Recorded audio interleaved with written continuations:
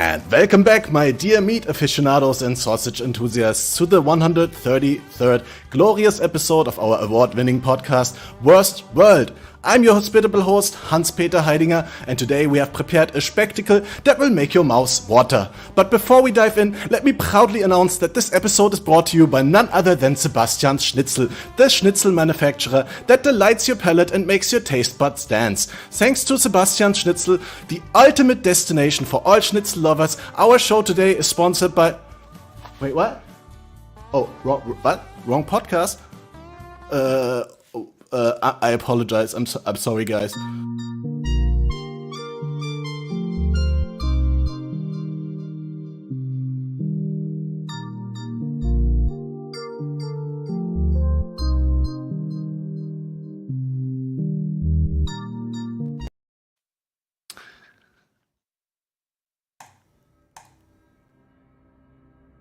Yo, what's up, guys? Welcome back to FATED ARPG Podcast. We're in episode 133, straight to you from the 3.24 league start, and there's a ton of stuff to talk about, so let's dive right into it. If you've been supporting the show, though, you'll be shouted out at the end screen. So if you want to secure your space for the next month, then make sure to renew that Twitch subscription or pledge on Patreon or do the YouTube membership thing, and let's go. How are you doing, Ballard?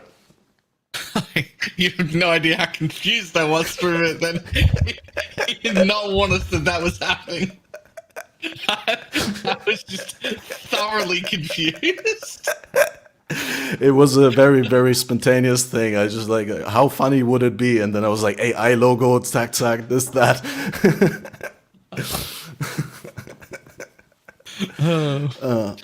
But yeah, slight miss up. I missed. I skipped a line in the timetable of podcasts that I'm doing. But yeah, we got with us today a passionate PoE aficionado, Lighty. How are you doing today? Hello, I'm good. I was also very fucking confused by that. I was. It reminded me like I was watching Tropic Thunder for the first time, and they had all those fake commercials and stuff, and that's what that was happening. Yeah. But yeah, we're good. Being chilling.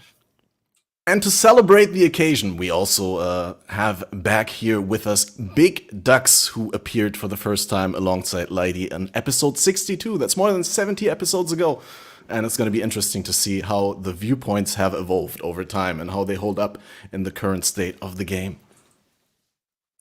Yeah, I'm here for the meat market. Where's it at? Can we go back to that instead? Yeah, I mean, I'm very happy to share my passion for sausage with you guys. But first, we need to get through this Path of Exile thingy. I have a bunch of things written down, but like maybe we should just like start with our like first experiences. Like, what did your league start with, and where did you like first interact with the league, and when did you feel like you had a grip on it, and what was your first impression of it? You guys have a grip on the league mechanic? I sort of do. Sure. To a decent extent, I feel that I do. Yeah. I don't. Well, initially my feelings on the league mechanic were that it was honestly kind of cool. I was like, oh, it is what it is. This is the first time since what, Betrayal, that they did a non-optional league mechanic, I'm pretty sure. Am I missing any? Or is it just Betrayal, right? No, that's it. Yeah, Betrayal last time I remember. It's the first time in a long time they did a non-optional league mechanic. I personally didn't have almost any issues with it going through the campaign, but I mean, I was playing degenerate bows, so no issues to be had at that point. But the further I've gotten into it, the less I like it. The less excited I am about the mechanic. The more I learn, the less excited I am, unfortunately.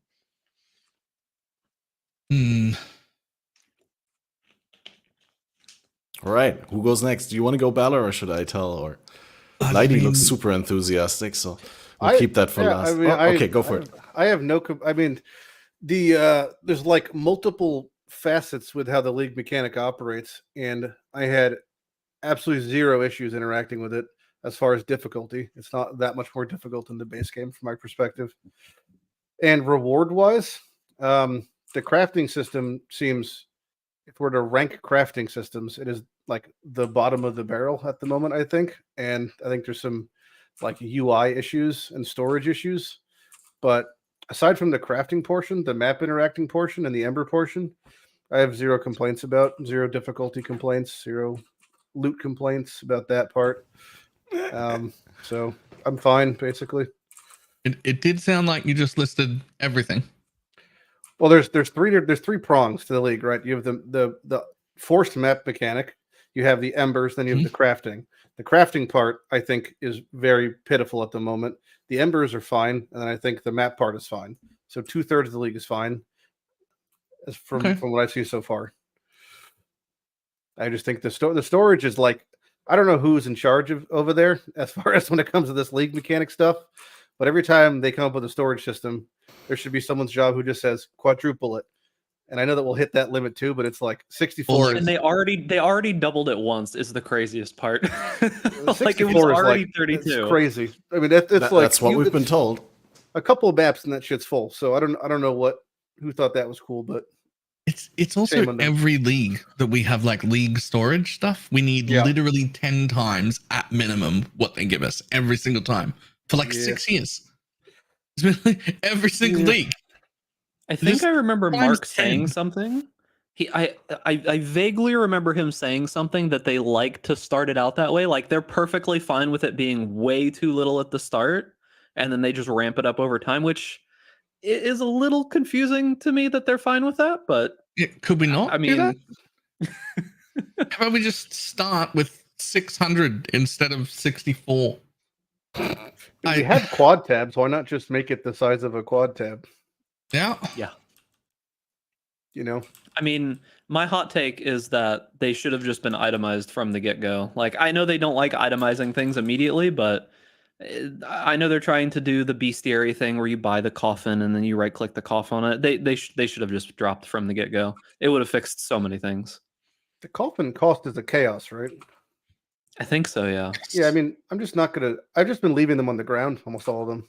I don't want to pay a chaos for especially in solo. So like in league early on, that's like offensively expensive. Honestly, they could have sold 10 for 1 chaos or something, but even in solo self-fund, it's just like I don't want to spend a chaos to itemize plus 50 defense weighting, and we can't filter them and you can't minimize them. So it's just gonna sit there on the floor, you know, sad. What I've been doing is opening up the UI once every like 3 maps and just burning every single corpse that I have, because the UI that pops up blocks my loot and it's really annoying. Yeah, it's a bit unfortunate. So I just burn 64 corpses about every 3 maps so that I can get rid of the stupid UI. There's a wait, you fill up the 64 corpses in 3 maps? 3 to 5 or something. It feels like it's in 3 maps. It's probably not 3 maps, but it feels like it happens constantly. I don't know. Maybe it's 10. I don't know, but it happens very often. I like how it's just there's so many other problems with the mechanic compared to other existing forms of crafting. I mean, the obvious notable comparison is ROG, because it's kind of similar in its form and function. And the fact that you could spend 30 to 40 maps making one item that would be the same effort as doing ROG, and it's almost always going to come out massively worse, just feels like it's such a poor balance compared to it. I would basically compare it to like what Harvest Crafting is now. And Harvest Crafting now is nothing more than rolls and hits a tag, but like that kind of feels similar to what's the existing iteration of Necropolis is for crafting. Yeah, I basically called it ROG, but worse as well. That's straight up how I feel about it. It's ROG's apprentice, but it's just a first year. Yeah. Okay. The bases are the big thing. I think that's one of the most offensive parts, because I saw someone in the guild earlier spend large amounts. I think it was like 50 something corpses making an item that, despite the fact it also didn't roll well, it hit like a shabby jerkin. And it's just like, okay, so then it after all that, it's shit the bed in the final step. So I don't know what the resolution is, whether it's like we put in a white base and then do it. Maybe that's a fix, but then that all has its own problems.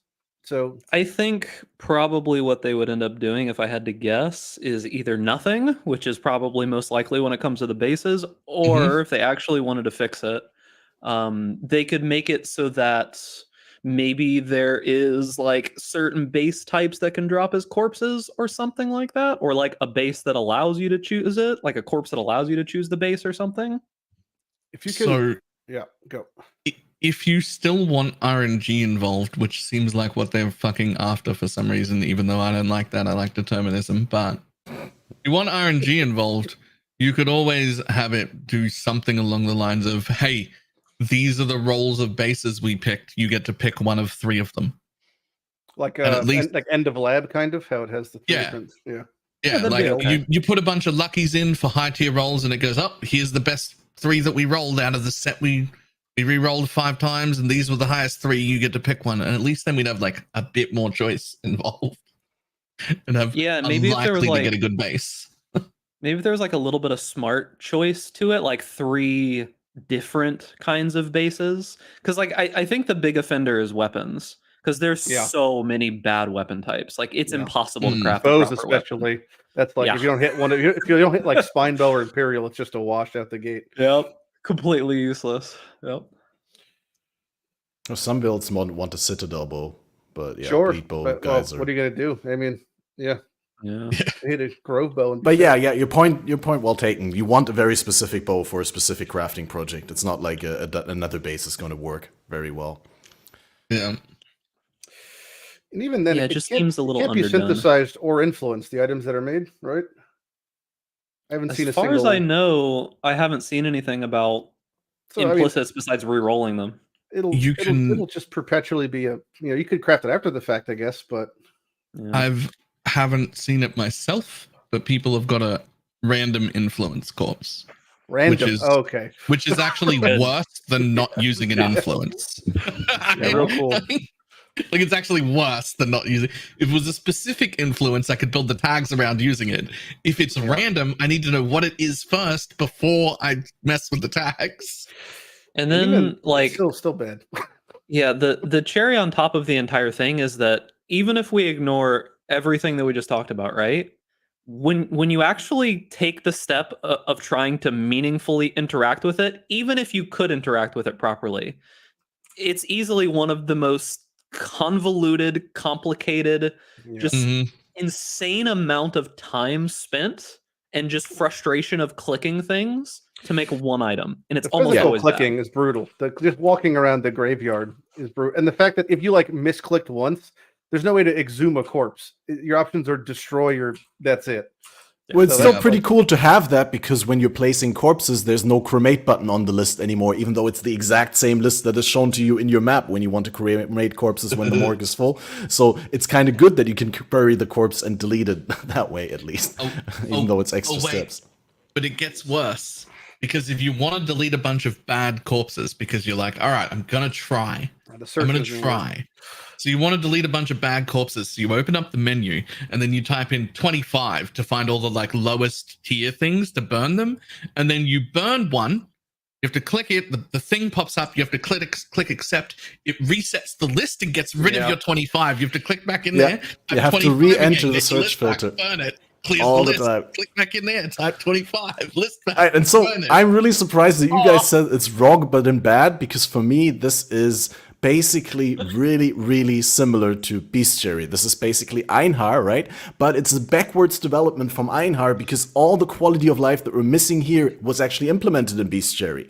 In Bestiary, you don't have to click the corpses, because Einhar collects them for you. There's, like, I think a bigger limit on beasts, I don't know. But you can seal on the UI, right? Like when you want to seal beasts, you put them into the list and the searchable list. But in the morgue, you have to walk around with the corpses in the physical world and seal them there. And they're not sorted. They're just like lying around there randomly. Then you can't use Control F to get to the search mask. And like Balor says, it resets all the time. Then this, I actually counted this.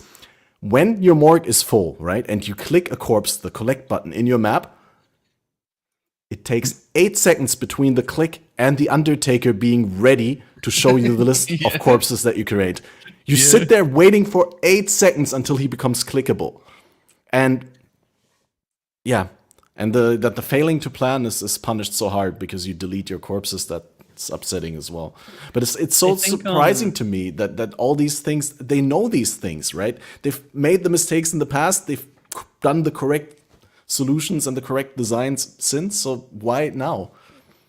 Please, Dux, I didn't mean to cut you off.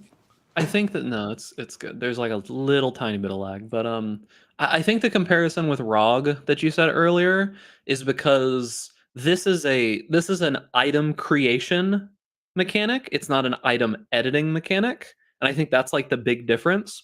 If there was some way to use the graveyard to edit items, I don't know how, but if you were able to edit them with the graveyard, there might be some kind of possible something that you could do useful. But right now, I've watched people craft things with 64 corpses, and I'm just like, that looks like a good 50 chaos wand that you got from the trade website, and you spent 500 chaos worth of corpses to be able to make it. It's like, Okay. I just posted something in our chat. That is a post that just went up literally as we were speaking. nice. It is a what we are working on post. And the very first thing on the list, I don't know if anyone can bring that up on screen. I can't because I'm using multiple computers. Yeah, I see it. The very first thing on the list, we will be allowing you to itemize corpses as they drop so that you can choose to collect corpses as itemized for free. As a result, itemizing corpses in all contexts will now be free as opposed to costing the 1 chaos orb. Now, here's the thing. We could have called that before the league even started. But hey, it's only like day 3 and that's already on the plan. So that's pretty good. I'm happy about that. But it gets better. There are so many good things in here. Oh, you could select the base.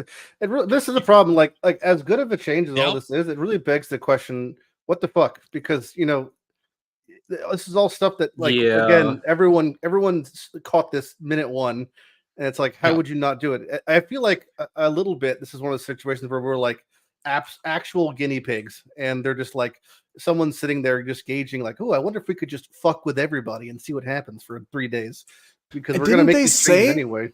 Didn't they say that, like, with the Scarabs, they don't want to mess up the end game because then the game's probably dead, so they had it on alpha for already like a month? There's no way that this league has been on alpha for a month, or they ignored every single bit of UI QOL feedback that they got.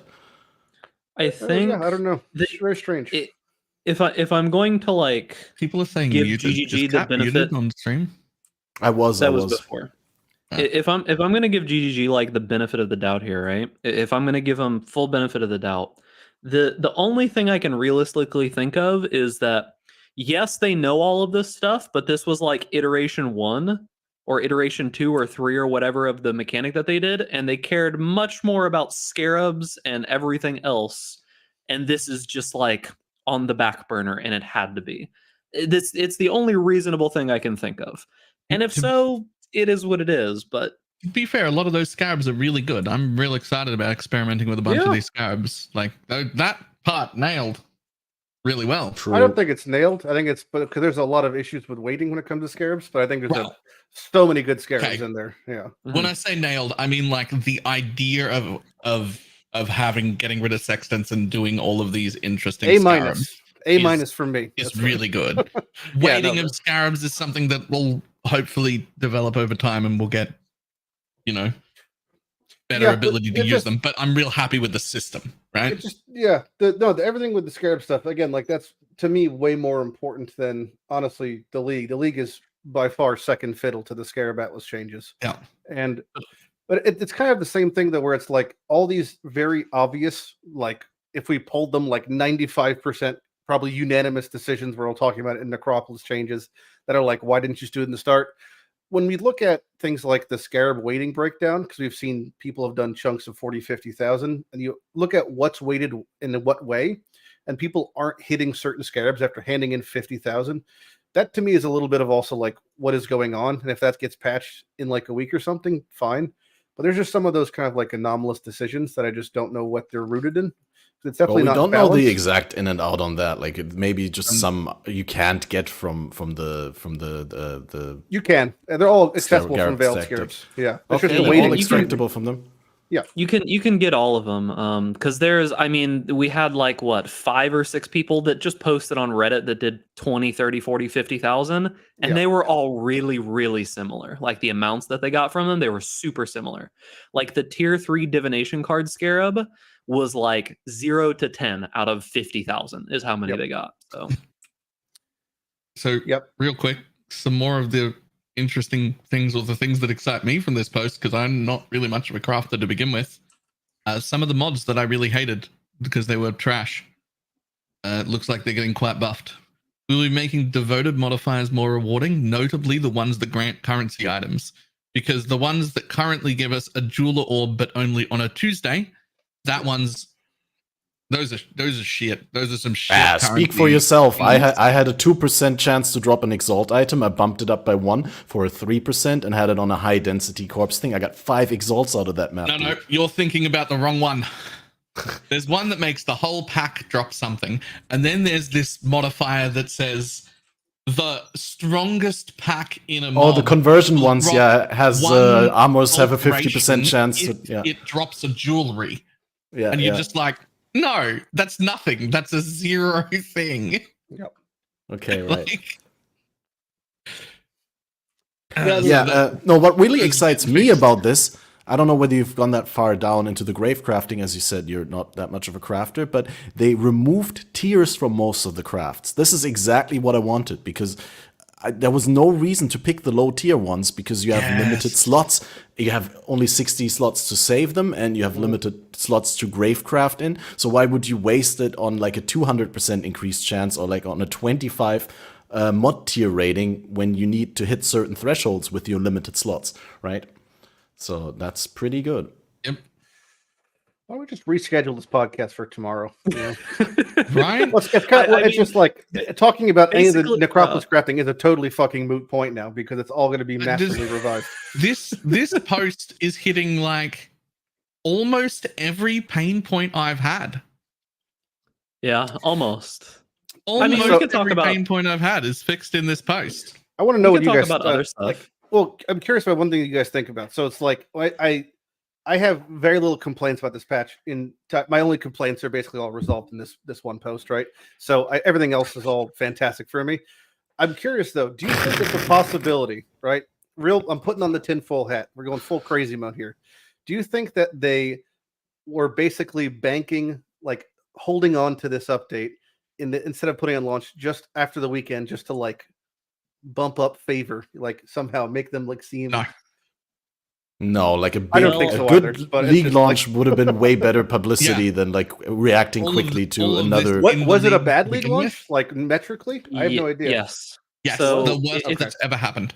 Actually, it's by far the worst retention that has ever from any league. It's under 70% already on day 3.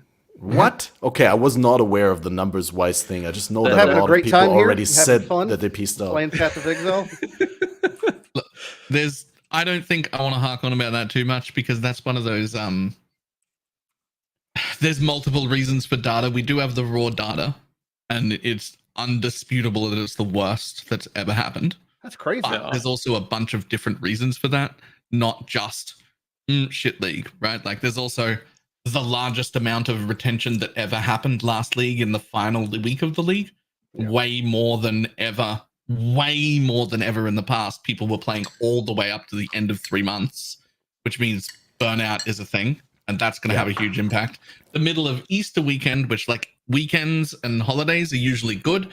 Easter and Christmas specifically tank people quite often, because those are family related holidays that a lot of people end up having to do family. I obviously I think they released on. Haven't they released on Easter like twice now though? I'm pretty sure this isn't the first time. Yes, and both of those were bad, but not as bad as this one. I'm saying it's a combination of everything. That's all. Yeah, I'm just saying like people will read the data and be like, "This is the worst league ever," because it's got the worst retention ever. But there's like more factors in play than just league bad. God, this post. What have I got left to complain about, man? Everything in his saying we're fixing it. Could you repeat that last sentence? You were like glitching out pretty hard. The Feds got him. Oh, I don't know what to complain about now. Everything on this post is exactly what I wanted. Oh, and you're super desync now. Like, do you want to quickly hop out and hop in again to fix it? shit. Or I don't know whether it Oh, fixes over Shit, the time. Big GGG got him. That's it. They got him, boys. The Gestapo got him, dude. Oh no. Is it me? Is this just Yeah, April it's- Fools? Yeah, you were lagging very hard there for a little bit. Is it fixed now? Looks like it. Yeah. You still sound like shit. That's just my voice. Yeah, it is. Yeah. So I mean, look, like taking a step back and looking at this, I actually think it's kind of quite interesting that we all just laid out all of our complaints, right? And I'm pretty sure we just listed exactly what's on this list. Like I think A it's little actually point suspicious, for point all honestly. the way down. Yeah, like it's Wow. kind of it's kind of. I didn't even get to my praise part yet. I wanted to praise first, but then you guys started all shitting on it. I have praise, dude. You guys, I have nothing but good things to say. It's April Fools. This could be a fucking joke. Okay, the color coding is really nice to have. I True. like the color coding on the mods in the morgue list. Yeah, there's a couple interesting things here. I mean, being able to choose the base, they're removing the tiers from the craft, so it's just 500% increased chance for one now, which makes it way easier to target stuff. Let's see what else. You're able to directly use coffins in your morgue panel instead of having to try to find them in the morgue. Yeah, Good. that's one I had on my list. Yeah. They fixed really the big search thing. That was one thing that we talked about, and they buffed the reroll sockets and links. Okay, I mean, Yeah. They didn't say Seems good. completely. They didn't fix the other search aspect. You can't do Control F, but it doesn't say that the search mask doesn't reset on deleting a corpse. I hope that will be in though. And they said there's a lot more happening. I mean, we always have to see, like with patch notes and stuff like that, this is only the stuff that they're able to currently confirm 100% that they are changing, and there's way more going on behind the scenes, obviously. oh, interesting. If you look at the bottom, it says the long weekend here unfortunately costs us the capability to respond to larger changes as fast as we'd like, and they won't be releasing on public holiday weekends going forward. So Like the game? Yeah. Like launching full stop? yeah, it says like make sure we don't deploy expansions on public holiday weekends as we don't have the personnel available to make changes as fast as we want. Really? They have like 200 employees. Well, Yeah, not but on they're in New Easter, Zealand. apparently. They can't abuse Fucking them the like bunny they do rabbit in the took US. them all. All right. Obviously, I don't work there, so this is just what I've gathered. But basically, it feels like, at least from the people I've talked to, they never force anyone to work holidays. They do have people Yeah. work holidays, Or but they else. don't even ask. Like, it's just like it's volunteer. If you want to come in on the holidays and help, they'll let you. They don't turn down overtime and shit like that, but they don't do crunch. They don't do forcing people to work on holidays. They don't do like any of those things. Like, if somebody's there, they're there because they want to be, Yeah, or else. which is great, but also real bad for us if we need changes immediately and it's the public holiday weekend, right?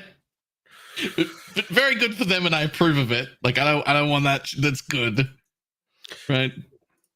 What's your top 5 holidays? Every day's the same to I'm- me. I'm actually quite a bit of a curmudgeon when it comes to this. I'm so not a fan of holidays. I get annoyed because the grocery store is not open. Mm. Oh yeah, I had that before League launch actually. That I was like, oh, should I still go? Because I I tried can't to go order on food. Monday. There was one place was open, and it was a Chinese place. Of And course. God bless the Chinese. You know, shout out to Mao. And you know, there's nothing. They don't ever close, no matter what happens. So that's sweet. You know, whether it's Easter, Christmas, it's great. So looking at this list, I don't see them saying anything about opting in. It seems like they want to keep it so that it's non-optional. You thought that was going to change? Oh, Well, Good. Man. one thing, when I first initially looked at this league mechanic, and I said this to my chat, I was like, does this not look like the most straight to standard league mechanic that they've ever made? Like, it almost feels guaranteed that this is going to be like just in the game immediately. It feels like that's how they designed it from the like ground up. You haven't played Hardcore Betrayal on launch then? No, I haven't. I'm very glad I didn't. No, And when I think mean this is straight to pretty standard- avoidable. Like you can walk around it, right? Like sure, if you don't interact with the lantern at all, you're not aware of which monsters have the rippy mods in your zone. It's pretty punishing, especially in the act playthrough when your defenses are not sorted out yet, or when you're playing one of the weaker builds. But I feel like once you're sorted out and if you don't put like the worst mods on the worst packs, it's kind of almost unnoticeable. And I agree, think this yeah. is something that goes above a lot of people's heads with the leagues. With the league mechanic currently, because there's so many other things, everyone trying to learn the crafting and all that. But there's actually a layer of smart decision making in the lantern mechanic where you can put mods on monsters where they don't matter. Like, for example, put additional projectile mods on mobs that don't have projectile skills and stuff like that. But yeah, like if you just want to blast through the acts like you do in other leagues and ignore the league mechanic until you're in maps, then yeah, every once in a while you're in for a treat there. So I think I either misspoke or was misunderstood there. When I said straight to standard, I didn't mean in the like the hardcore straight to standard kind of aspect. I meant as like going core.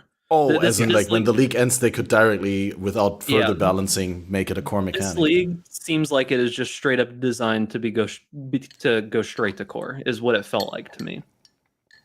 And that makes me wonder if this is how they're going to like increase the difficulty of the game, sort of. Because I really like the fact that new players and anybody can see what all the different mob packs do now. This is like Yeah. the first time we've ever gotten anything in game that gives you even the Yes. slightest amount of information on what monsters do. I've That's, like, praised that tangible. beforehand. Yeah, the tutorial aspect of the league that encourages you to think critically about what monsters do and how they like behave. I do, So, I yeah, do like that. It's nice, but I just wonder. And I think that I don't know what you want to call it, come to God moment. I had in, I think it was Act 3 when I was in Lunaris Temple. You know the what's the name of them? The mobs that shoot like 800 projectiles all over and over in a barrage. The name for 'em, demon yeah. mob. The tentacle okay. ladies. I remember the original name for them I got a now, name but I for didn't know him, if you yeah. wanted me. I know what I remember now that you laughed.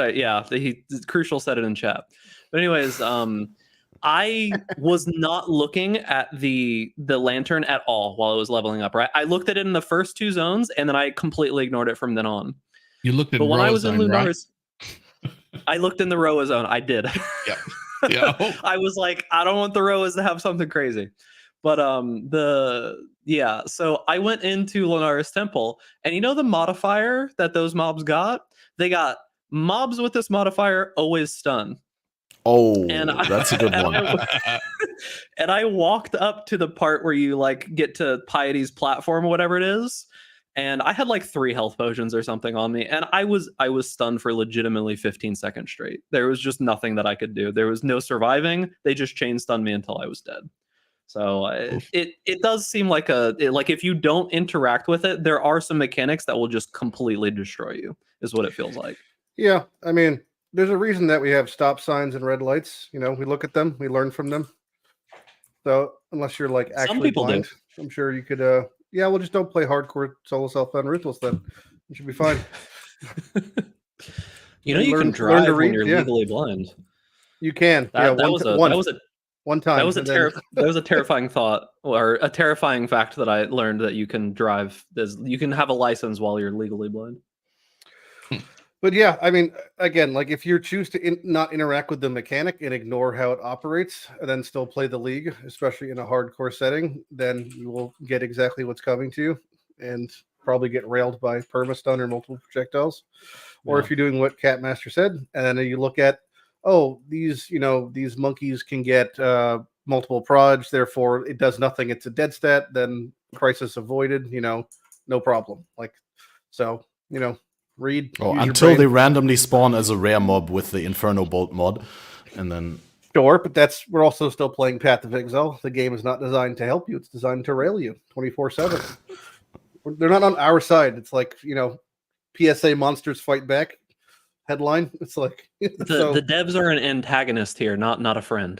Yeah, So- this isn't Helldivers. The devs aren't coming in to drop you supplies. It's like they're here to ruin our day and then patch it a week later. I don't remember where I heard this to begin with. It wasn't my sentence. Somebody said it somewhere. I saw the clip. But as far as like unavoidable content, you opted into the league when I've been you saying hit that for create years, character yeah. in the league.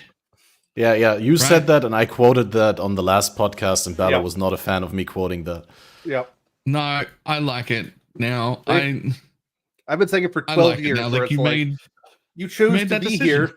That's Yeah. and the same thing with hardcore. It's like the second you tick that box, no matter what happens, whether you DC or something bugs out, or it's actually like an honest death, that's on you. You signed up. You know, like you relinquish your ability to point at someone else. So you don't want to interact with the mechanic. Don't play the league. There's tons of fun stuff to do in standard. I just wonder how big of a percentage of the player base that's going to cull is the question that I would have. People who just don't want to interact with it meaningfully, but they want to play the game, because you could play in standard, but like for example, the price of the new elemental hit gem in standard is a cool 10 divines for that gem. Just then you could go to lab and farm it and make a ton of money just as easily. It's like they're two sides of the same coin, you know. It's like if you want to, I farmed one of those gems and it took me. I did lab for 9 hours almost yesterday. Okay, I'm sorry. I trust it. I'm used to it. That's fine. It's like this 9 hours. 9 hours. Of lab? Yep. I don't like torturing myself, so I'm good. I appreciate your sacrifice for doing that for the content, though. I don't even want to run lab to get my ascendancy. Well, you know, then don't do it. Just buy it. You're in trade. Buy a tendency. Buy a carry. Yeah, I do lab once. Carry? Each lab once. Can you buy a carry for lab? Of course you Is can. that a thing? Yeah. You can. The guy has vitality and discipline. You just camp on him and walk next to him. Hmm. And you can do anything you want in trade league. That's the lowest of the low, huh? Well, I still do my own labs. I'm just not happy about it. Since League is fixed, I mean, we could talk a little bit about the Scarabs, I guess, and just like in general, tier 17 maps, Scarabs. Just a second. I got two more points about the league mechanic, because there's like the stuff addresses like mostly the crafting that we talked about, right? We didn't talk that much about the mechanic itself, the lantern mechanic. We touched upon the unavoidable aspect, and we have different opinions on that. But I wanted to ask whether you guys noticed that the UI is really weird. That's more like a little sidetrack. But if you bring up the UI for your all flame embers, right? When you manipulate your next zone on the map device, did you notice that it's weird? Because it's 8x4 squares, but the Necropolis locker is 6x5. So the Necropolis locker has 30 slots, but when it pops up next to your map device, it shows 32 slots. And your inventory, instead of being 5x12 or whatever, that's normally your inventory, right, is 8 by something else. It's super weird. I just noticed it's 8x8, right? Yeah, 64.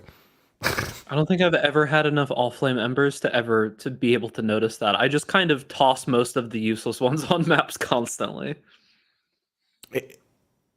Yeah. No, I also never filled it up, but it doesn't need to be full to notice that the grid has like a different dimension. It's just really odd in terms of a decision. Maybe it looks better that way if it's only 4 wide or high, 8 wide. But I wanted to know what's the best amount of like tattoos or currencies. Yeah, that makes sense. But what's the best amount of like stuff that you took out of a map by manipulating the all flame and putting like monster populations with specific loot drops into good slots? Like I just mentioned my 5 exalts. I had some maps with a couple of tattoos, but other than that, the only noteworthy thing were that's nice. The quality gems from the Gemling Legionnaires. I think you're missing the most important thing, is the fact that this league, every single map is worth roughly 1/200th of a Nameless Seer, and that I think is the most important thing. That's the thing that you're the happiest about, sure. Well, but anyone who's playing the game with you, if you're trading, like Nameless Seer almost always has at least a tier 1 unique, which has value. So you could literally put in a white map, check for Nameless Seer, nope, put in the next white map, and I've churned like 600 in the past 2 days, just looking for him. And that's I got the Nameless Seer at level 8 and he gave me nothing. I got him again at level 12 and he gave me nothing. And I got him again at level 36 and he gave me nothing. And I kind of felt pretty bad. I was like, where's my tabula, dude? This is 3 just in the campaign, just through RNG. And he gave me Ezomite Peak and 2 of the Comb Sign Rings, which are worth literally nothing because everyone else was getting them as well. I was like, come on, dude. I wasted 40 minutes clearing these dumbass zones and got nothing out of it. So as for the best thing I got, honestly, the thing that you look for every single time is you're looking for chance to drop the good currency, not the conversion. The conversions are pretty lame. You get like the 2 or 3% chance to drop chaos or divine or exalts or whatever. You take the rats or you take the frogs and you put it on top of it, and then you get the explosions of currency. I got like 34 chaos or something from a map once, and I haven't seen the divine one, so. T10 map, Neversink gets a made. Yo, I legit think that Neversink cheats somehow. I don't know how, because at almost every league he posts some just unhinged shit that he drops, like some crazy stuff, and it's always in solo self fun most of the time too. This one isn't, but like, I mean, I've gotten 2 T0s this league already, but not through Nameless Seer. You know, just keep playing. What's your play time? Because I streamed 17 hours for 3 days in a row this league so far, not including today. So if you back to back 17 hours. No, 3 in a row. All 3. Friday, Saturday, Sunday. I couldn't play day 2, and I couldn't play most of day 2 and most of day 3 because the servers were completely unplayable for me. So what server? I'm in Florida, and that means that there is this big giant bottleneck that happens in northern Florida where for some reason at some time the GGG servers, and only the GGG servers, no matter what I'm connected to, just don't work. You should just move. True. I wish I could soon. Yeah. I'm gonna get out of this hellhole. Don't worry. Nice. But not because of PoE. Because Florida. I mean, I lived there for a couple of years. I know.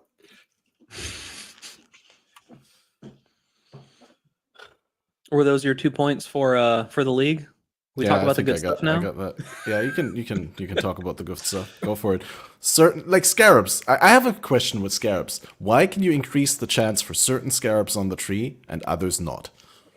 You can increase the chance for all of them. It depends by default blocking other things. You're effectively increasing the chance for others. If you're referring to like why I can't get ritual scarabs to drop, when you do all the other breakers, it increases ritual scarab drop rate effectively.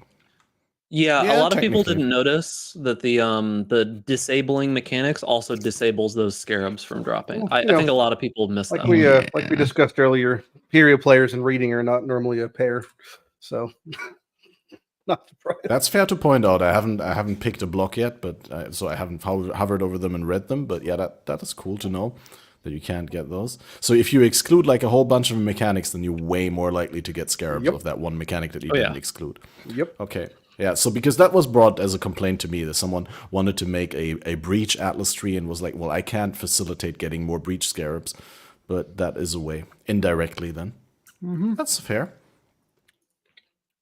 Yeah, like scarabs in general seem to drop quite a bit, but it's very, very heavily weighted towards the bottom portion of the scarabs. Like those normal scarabs drop all the time, but to be fair, because go ahead. Certain of the bottom scarabs are the best in the set, depending on the scarab. They are absolutely like the Legion ones. Legion ones are fantastic. The bottom set, the first two from Legion, awesome. I'm not sure which one it is. Whatever the one that lets you open it unlimited times. That one's extremely rare, but very, very good. I saw the video that the guy posted of that day one, and that looked hilarious. Just opening the same exact Legion guys, like because he had one of those standard like 8,000% AoE Blade Vortex explodey builds, and he just destroyed the entire screen 50 times in a row, and there was just 800 mobs. Yeah, but that one's gonna be disgustingly rare, like absurdly rare, multiple divines easily. But the sergeants, more sergeants per legion, and just more legions, and being able to have 5 legions every map guaranteed, plus 5 sergeants in every single legion. Yep. I mean, that's great, and they're common. Yep. It's really good. Yeah, Scarab's good. The What are some of the scarabs you're excited about? I did a bunch of Ghosted Exiles for days 2 and 3 because I need to get just to drop like the every T2 down pretty much to use. That's been great. Like Meticulous Appraiser Trees and the new map effect in the Atlas. So that was really good. Dropping you could do a Alkengo map gives you 800 rarity because of the Meticulous Appraiser with that. And that base Scarab, the one that gives you just like 2 of the very smallest, is 4 exiles plus 3 from the thing plus 1 from tree, half repaired. So it's 15 to 20 per map, all of which are ghosted, all of which have increased IR from Reliquary. So, and you can do that in a tier 1 map, just basically infinitely. So there's like a lot of really fun strategies. The Harbinger ones people have been really happy with. There's a bunch of ones there, and there's no shortage of like fun Atlas strats this league, especially for the Scarabs. And also the pages. The pages are fucking insane, having 3 pages. And big shout out to them for making them at what I would call like accessible breakpoints of like 50 and 100 is like totally fair. It's totally way fair better than expected, And the thing that people don't really, maybe not realize, but when you get to 50 points and you get your tree, you just got a free Atlas reset effectively also. Because it's not as if your tree is a copy of your first tree. It's a blank tree. So it's like you just dropped 60 unmaking orbs and can fiddle with that. So those extra trees being totally blank are super great. Yeah, I had that on the league start that I actually was like, I had theory crafted beelining to Unwavering Vision to get the 20 Atlas skill points to get my tree set up earlier. And then on the way there, we all noticed how frequently Scarabs drop, right? Yeah. And then it was like, should I really pick it? And then I committed to it, and I was like, nah, I should have not picked it. But then I was so close. I was already at 33 completion. I was like, I'll just get 17 more completion, and then I'll make a new tree that doesn't include that and get the mechanics that I want there. That Keystone is, I think, the worst thing in the Atlas tree. It's like beyond bait, especially in trade, considering the price of certain Scarabs. Like, I think it could be 50 passive points, and I still wouldn't take it. Yeah, there's nothing because you're not. The thing is, like in Path, when you especially just Atlas strategies, it's always narrow and deep. It's not about how wide you go, right? So having those extra points really don't make a difference at that stage. Because you can't like, so I put my 30 points. You could get all the travel nodes. But for what? You could all the travel nodes are Scarabs that can't drop. Oh, true. In the middle of the Scarab nodes, there are Scarab Scarabs. chance now, yeah. I mean, most of the travel nodes that makes no sense. So it's like, I don't know what they could even put on it to make it actually usable, unless they put it at the bottom of the tree or at least more towards the middle. But the fact that it's at the top means you're already 30 points in to reach it, and at that point you want Scarabs to be dropping, so it would have to be basically at the very beginning, but then it would almost be mandatory for the first little chunk, and then you just quickly drop out of it, so it would also be kind of shit. So I don't know what it could have to be good, but I don't think it's going to exist. It should be what it used to be, what it replaced. Stream of consciousness. Yeah, it should be. I have an alternative opinion here. Yeah.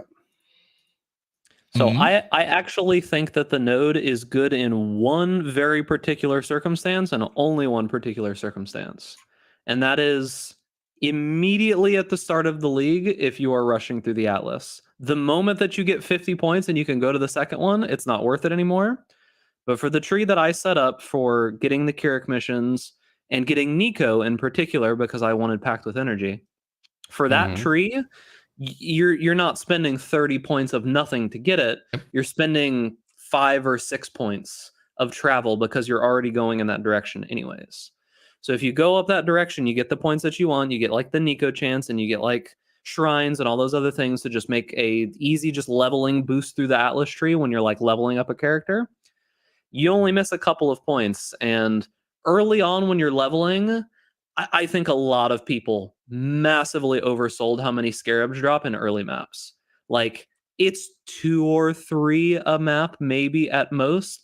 There were people saying 8 to 10 Scarabs a map, and I don't know how lucky these people got, but it was not 8 to 10 Scarabs a map. Well, if you keep reinvesting your Scarabs, probably you also get more, right? Like, if you get the 3 and you put them in with the next map and so on, that's the thing. you snowball.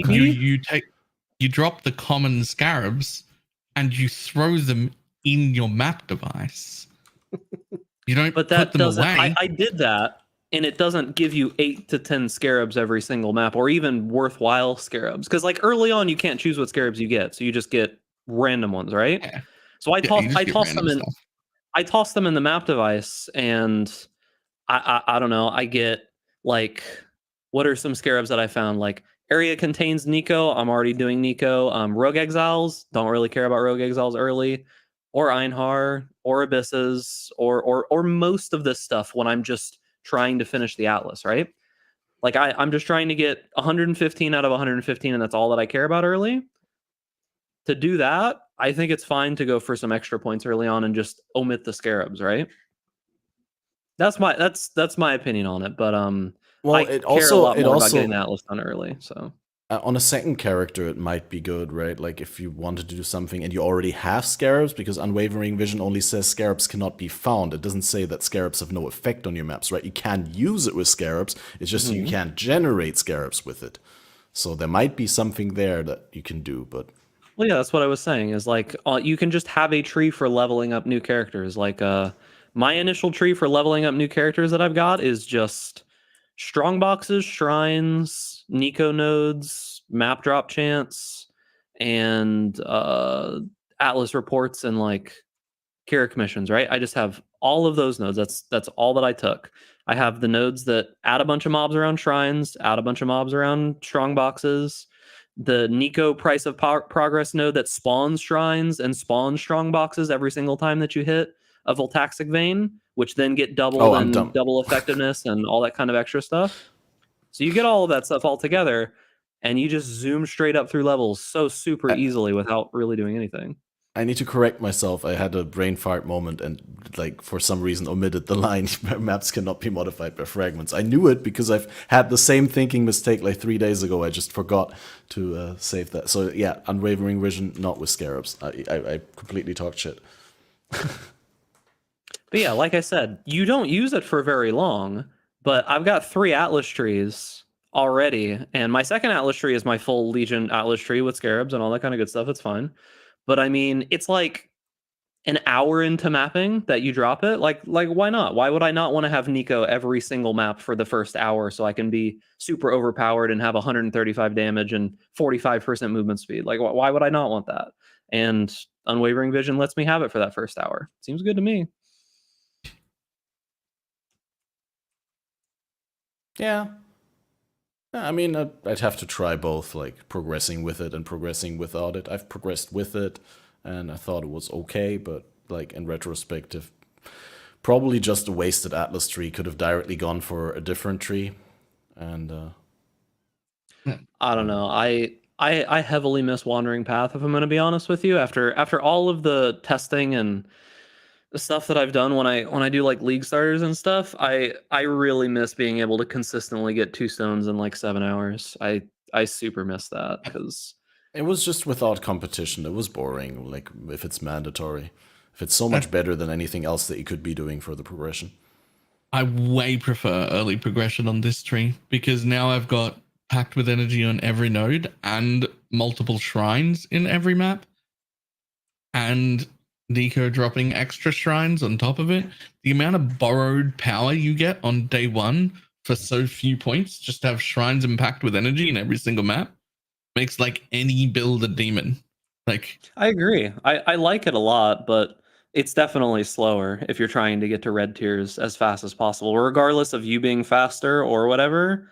It's definitely like hours and hours and hours slower. And I guess the reason I don't like that is because 2 stone runs are one of the main things that I do to like test league starters. So I know that this league coming up, when I'm going to be doing a bunch of league start testing and doing 2 stone runs, it like exponentially increases the amount of time that I'm going to have to just sit there and test stuff. So I'm not super excited about that, but that's a very personal thing. So Time to just do 1 stone runs. I don't think that's going to fix anything. the difference between a 1 stone run and a 2 stone run, though, is like fucking 8 minutes. Like, yeah, I just wanted to say something funny. Like once you've got you 1 just- stone, the other one's like right there. Ultimately, yeah, please finish your talk. last thing. Ultimately, I do think the new Atlas tree is just better. And Wandering Path, obviously, I agree with you. Those are just my personal complaints, realistically. Like Wandering Path, if there's no decision, obviously, it's not the greatest idea. People were using it end game. People were using it early game. people are using it all the time, probably not good for the game long term. So That's fair. I have one question. I don't know if this is bad. I don't know if this is bad or good. But has anyone noticed when trying to come up with their farming strategies that I can invest in 2 or 3 mechanics on my tree? But 1 or 2 of those mechanics are always going to be completely worthless and shouldn't be there because I can only scarab up 1 mechanic? I guess it depends. Like, what mechanic are you doing? Because I think that's going to be like a very specific thing, most likely. It might just be like an adjustment I have to make because I'm so used to doing, 2 or 3 mechanics at a time, and I still have I know the what you're points saying. to invest. It's But I think it's a little even deeper than that, to where it's certain, like, the gap between mechanics at a top end scenario because of how certain scarabs interact with each other is actually like larger than ever, I think. And some scarab sets for some mechanics are so bad compared to others that, you're mentioning Legion earlier, like a top end Legion scenario with scarab is like through the roof, and then you do the same thing and same level of investment for harvest, and it's like subterranean comparatively. So there's some mechanics just can't even remotely compete right now with scarabs. And it's even worse when you think of the whole tier 17 problem, where like you wouldn't, that's a whole other thing, which is like whatever. But yeah, like certain things, like, I actually initially thought, because you mentioned that, I initially thought, since some scarabs have limit 2, when I put them in the map device and they stacked individually, I thought, wait a second, maybe I misunderstood this. And you could, if it's a limit 2 thing, it just, each spot can have, as many scarabs as you could fit, basically. And that would have been way crazier. But you thought the stack might use 2. Yeah.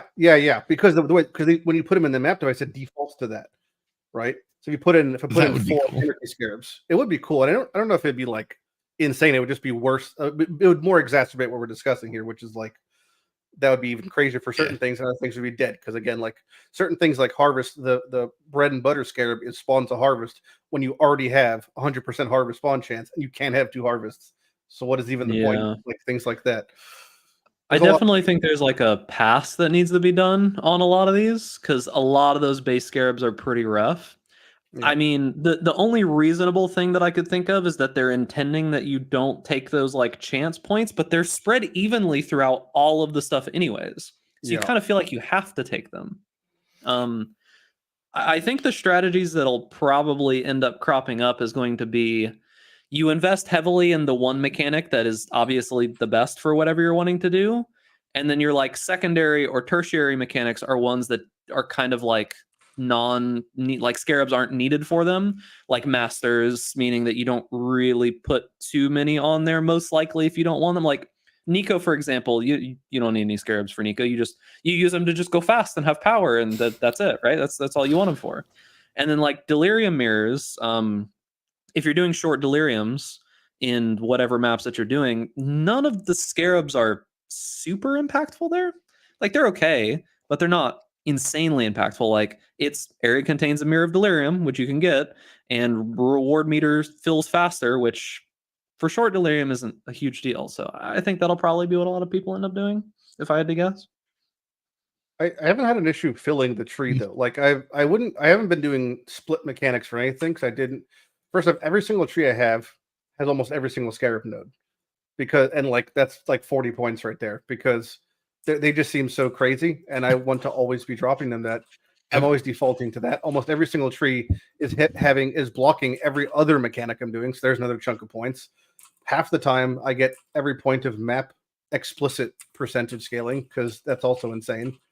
So I haven't really had a problem. Like my trees honestly look very similar, most of them, because they almost all are at both the breakers. They have both the blocks. They have all the scarab nodes, and that's just whatever the one thing I want to do. So yeah, I don't really know. I don't know if split investing is worth it, because again, like you kind of said, you only have scarab room for one thing. So yeah, like for example, with my Legion tree. Go ahead. I was going to say, I built a tree that would like Legion and Breach. You can do Legion and Breach together on the tree really well. But I'm not. The Breach is a good farm too. But I need all my Scarab slots for that. Well, but if I'm going to use them on Legion, then I don't have them. So then I just like, oh, well, don't spec Breach then. Spec. Just leave Honestly, that behind. I'd be really leery, especially after last league, to do mechanics that spawn a high numerical count of physical occupation mechanics, because you can have things like 8 or 9 legions in a map, but that doesn't mean the map's going to spawn 8 or 9 legions, because of the physical layout of the map might not spawn that many, especially coming off of Affliction. There's countless scenarios where we've put on 5 Abyss and only gotten 3 Abyss. So for certain things like that, I would be like a bit crazy. I wouldn't go, 10 Breach, 5 Legions each map, because I doubt all 15 are going to spawn, just because of actual room. So I would think about it a little bit for that reason as well. We need Yeah, like, testing. We need proper endgame testing for all of these. I mean, to we know are how the much they testers. work.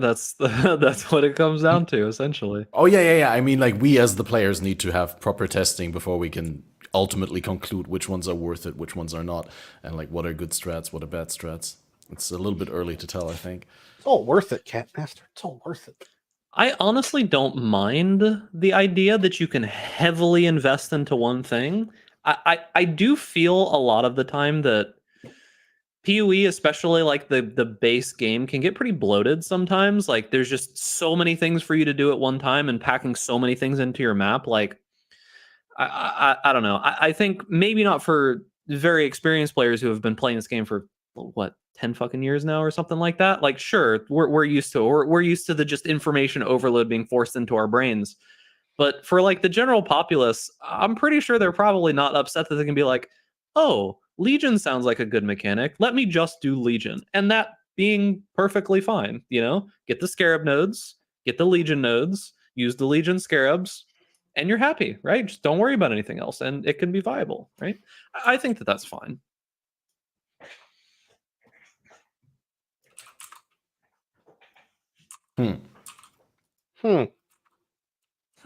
Yeah, I honestly don't have any like super huge opinion there, but Balor said the word borrowed power a while ago in regards to the Nico and the shrines from the Atlas. And that reminded me of a topic that I completely skipped earlier in regards to the League, which is something that I felt, and I don't know whether it vibes with you, so I'm just gonna say it. I feel like the loot has a problem in terms of identity. The League doesn't have its own identity loot. The only thing that you really get are these All-Flame Embers that you can then reinvest into your maps that can give you rewards from other loots, like the tattoos and stuff, other leagues. But the League doesn't have really its own identity in terms of rewards, other than the crafting mechanic, which is its own set of shoes. But there's no like kind of, how we've always been getting huge power creep, and then they turned it into borrowed power, and then this League there's just no power. I mean, I think it's a fair assessment. I think that was what the crafting was meant to be. The crafting is just garbage. So it's like we basically didn't get that aspect of it. But I mean, what we're working on looks to fix maybe some of it. I honestly genuinely don't know that this is going to make the crafting good, but it definitely is going to be significantly better than what it is now. Yeah, I mean, maybe the crafting is going to fill that void. You're right. I have seen some pretty gross stuff actually crafted. I don't think it's good for everything, but there's definitely some things you can craft really good stuff with. It's just that it takes you, 150 maps to collect all the corpses you need, and you've got to read every single corpse, get all the right ones, and plant the whole area. It's like a not accessible thing. It's not that it's like can never make a good item. It can make some items very well. It just, you don't like spreadsheet League mechanic crafting? No. You don't like Old Harvest, where we all went on Reddit just like Chris said that we would, and found the exact list of items that we would put down in the exact list of order, and that's very interactive and fun? You don't like that? No. I'm surprising. Yeah.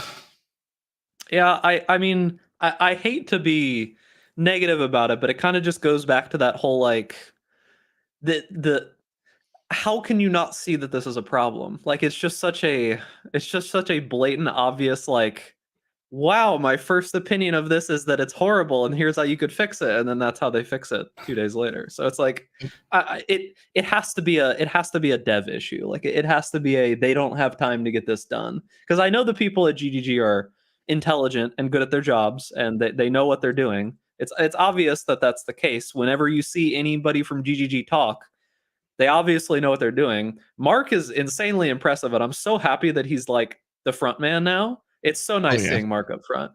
But that was great.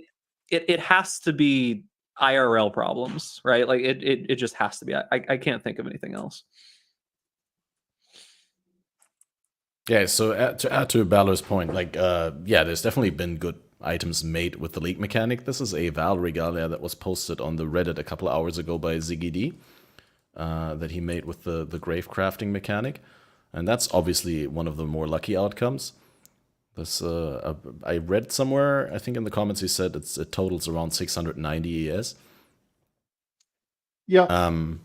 And yeah, like I said, right away when I saw the crafting mechanic, I thought, like, for example, ES items are going to be really good to make with this at the top end. But as other people pointed out before me, is like, yeah, at the top end, when you like really get everything together, all the top tier mods, you collected them and put them into the graves, you really filled out the graveyard, and you're doing one big craft, then you get potentially really good outcomes. But at the mid tier and in the low tier, there's almost nothing that you can get from it.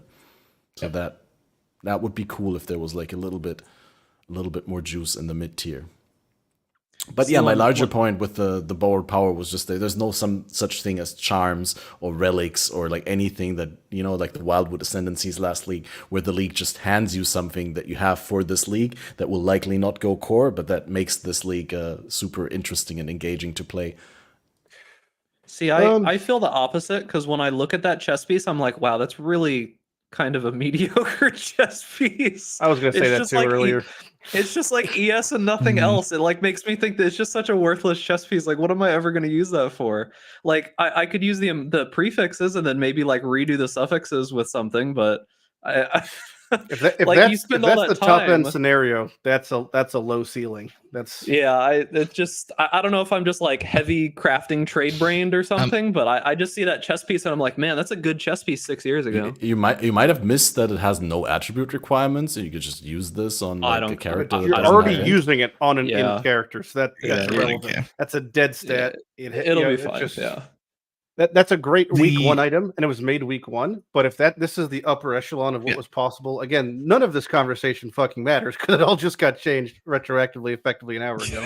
But I know, it's like, yeah, I mean, you mentioned about what the big takeaways from the league potentially. I think there's two things that you haven't mentioned. Number one is the haunted modifiers. I have no idea how to get them. I've seen some of them. They seem quite strong, especially on like adding attack values. I saw someone had like 80 flat chaos on a glove earlier. That seems quite ridiculous for a glove stat. So haunted modifiers could be a thing. Second thing, I think a large part of this, which they mentioned and showcased, is the unique jewel and modifying that. Now, is it going to be that which was taken? Fuck no. That's not going to be remotely that strong. I can't even imagine it could be that strong. They showed minor stat adjustments, and that's going to be a unique jewel. This game is heavily about unique jewels in the end game, especially for most builds. So that is one extra little bump of power. And we know how to make them roughly. We use the named corpses, combine them in certain configurations, and we get certain values. So I think that's going to be a part of it. But what you're referring to, like borrowed power, there is none up front for sure. It's just all going to be, as of right now, at least, it's middle and back end in an unknown amount. But there is nothing up front from the league mechanic. However, that might literally change if we were to re-roll after this new patch. It might have felt like a totally different league on launch for leveling. We may have been making +1 wands early on. We may have been making great tri-res items. So it's like an impossible kind of shoe to fill because the ship has sailed. Like we're never going to relive the 3 days ago with the new patch. So maybe it will feel great. Maybe I'll make a new account and I'll just see what it was like. You know. But just for fun. Aside from that, it's like, yeah, you're not gonna get the same vibe. Like it could be super cracked for like early ritual type. You hit a window and there's 3 upgrades type thing. You know, it could be like that. Yeah, like gauntlet strategies, because we're all super interested in those, right? I know. Some of them are. They're out there. There's dozens of them. Dozens, yes. All But right. yeah, I mean, I don't know. Borrowed power has been a thing that they've been doing for quite a few leagues now, and this is the first one that we haven't really gotten very much, because we've had a lot of borrowed power for quite a while now, and the only borrowed power we're kind of getting back is tattoos, and They're pretty neutered. I'm personally pretty upset about tattoos, in particular because of one tattoo. But I don't know about you guys, but I kind of wanted to use some journey tattoos of the body, and it seems like they don't exist. There's none on trade. Which ones are those? The journey tattoos are the ones you put on the 30 stats that give you, like, if you have more of them, you get like more life, more mana, more Right. energy shield, I think it is. They just don't exist right now. So I don't know if that's bugged, I mean, if when they're just that rare. the last couple times they've introduced a mechanic like this was like when Omens came in, and it came in beyond flaccid, and I think it's gonna be the exact same thing for tattoos, where there's a couple really good ones, I think, like CDR ones and Chaos Res ones. Those I think are still really high value, especially in conjunction with like certain timeless tools to reduce your stat requirements, etc. But overall, I think that tattoos are gonna they're gonna feel so much worse than they were in Total League, obviously. And maybe next league they'll be better, but this is just the beginning iteration, so I wouldn't expect a whole lot. I do miss the +4 all stat, just being able to change any stat into like the 4 all, so that I could like fix stat requirements in my build. I miss that. That's basically just Path 2 though, because they have that whole thing with the allocating a stat and picking which one you want. So tattoos always kind of felt like PoE 2 stuff to me, even when they implemented them. I personally just miss the fact that there was one type of tattoo that just completely enabled an archetype, and now it's gone. And that's life reservation efficiency tattoos. I mean, that's Path of Exile. Every league builds get brought out back. It's like it just makes me sad though. Like there was like 3 builds that use that, and because aura stackers are, have to ruin everything for us, they have to remove things. So it's a good thing that there's about 1,000 builds in the game. Then you could play something different. You got to move with the times. I mean, playing Path of Exile in general, if you tried to be staunch and fight the tides, you will lose. It is a battle of attrition. You will lose. You can keep playing the same build you've liked over 10 years. It won't be the same every patch, every year. It'll always change. I mean, there's a reason you have to literally play new things based off of what's good, what's new, or face the consequences. So in this scenario, the consequences are the tattoos are gone for what you're describing. There's probably something else out there, but I only got one patch to even mess with a mechanic that's honestly, been in the game since that's day more than one. most people get. Most people get 1 week, so it's like just gotta roll with it. I expected them to, at the very least, take the Warlock node and just put that on top of where Blood Magic is. I was fully expecting that because like 3 builds have used Blood Magic in the last ever. Like it's just not a used node anymore. So I don't know. I was a little upset about that. That actually probably would have been okay to do, to be honest.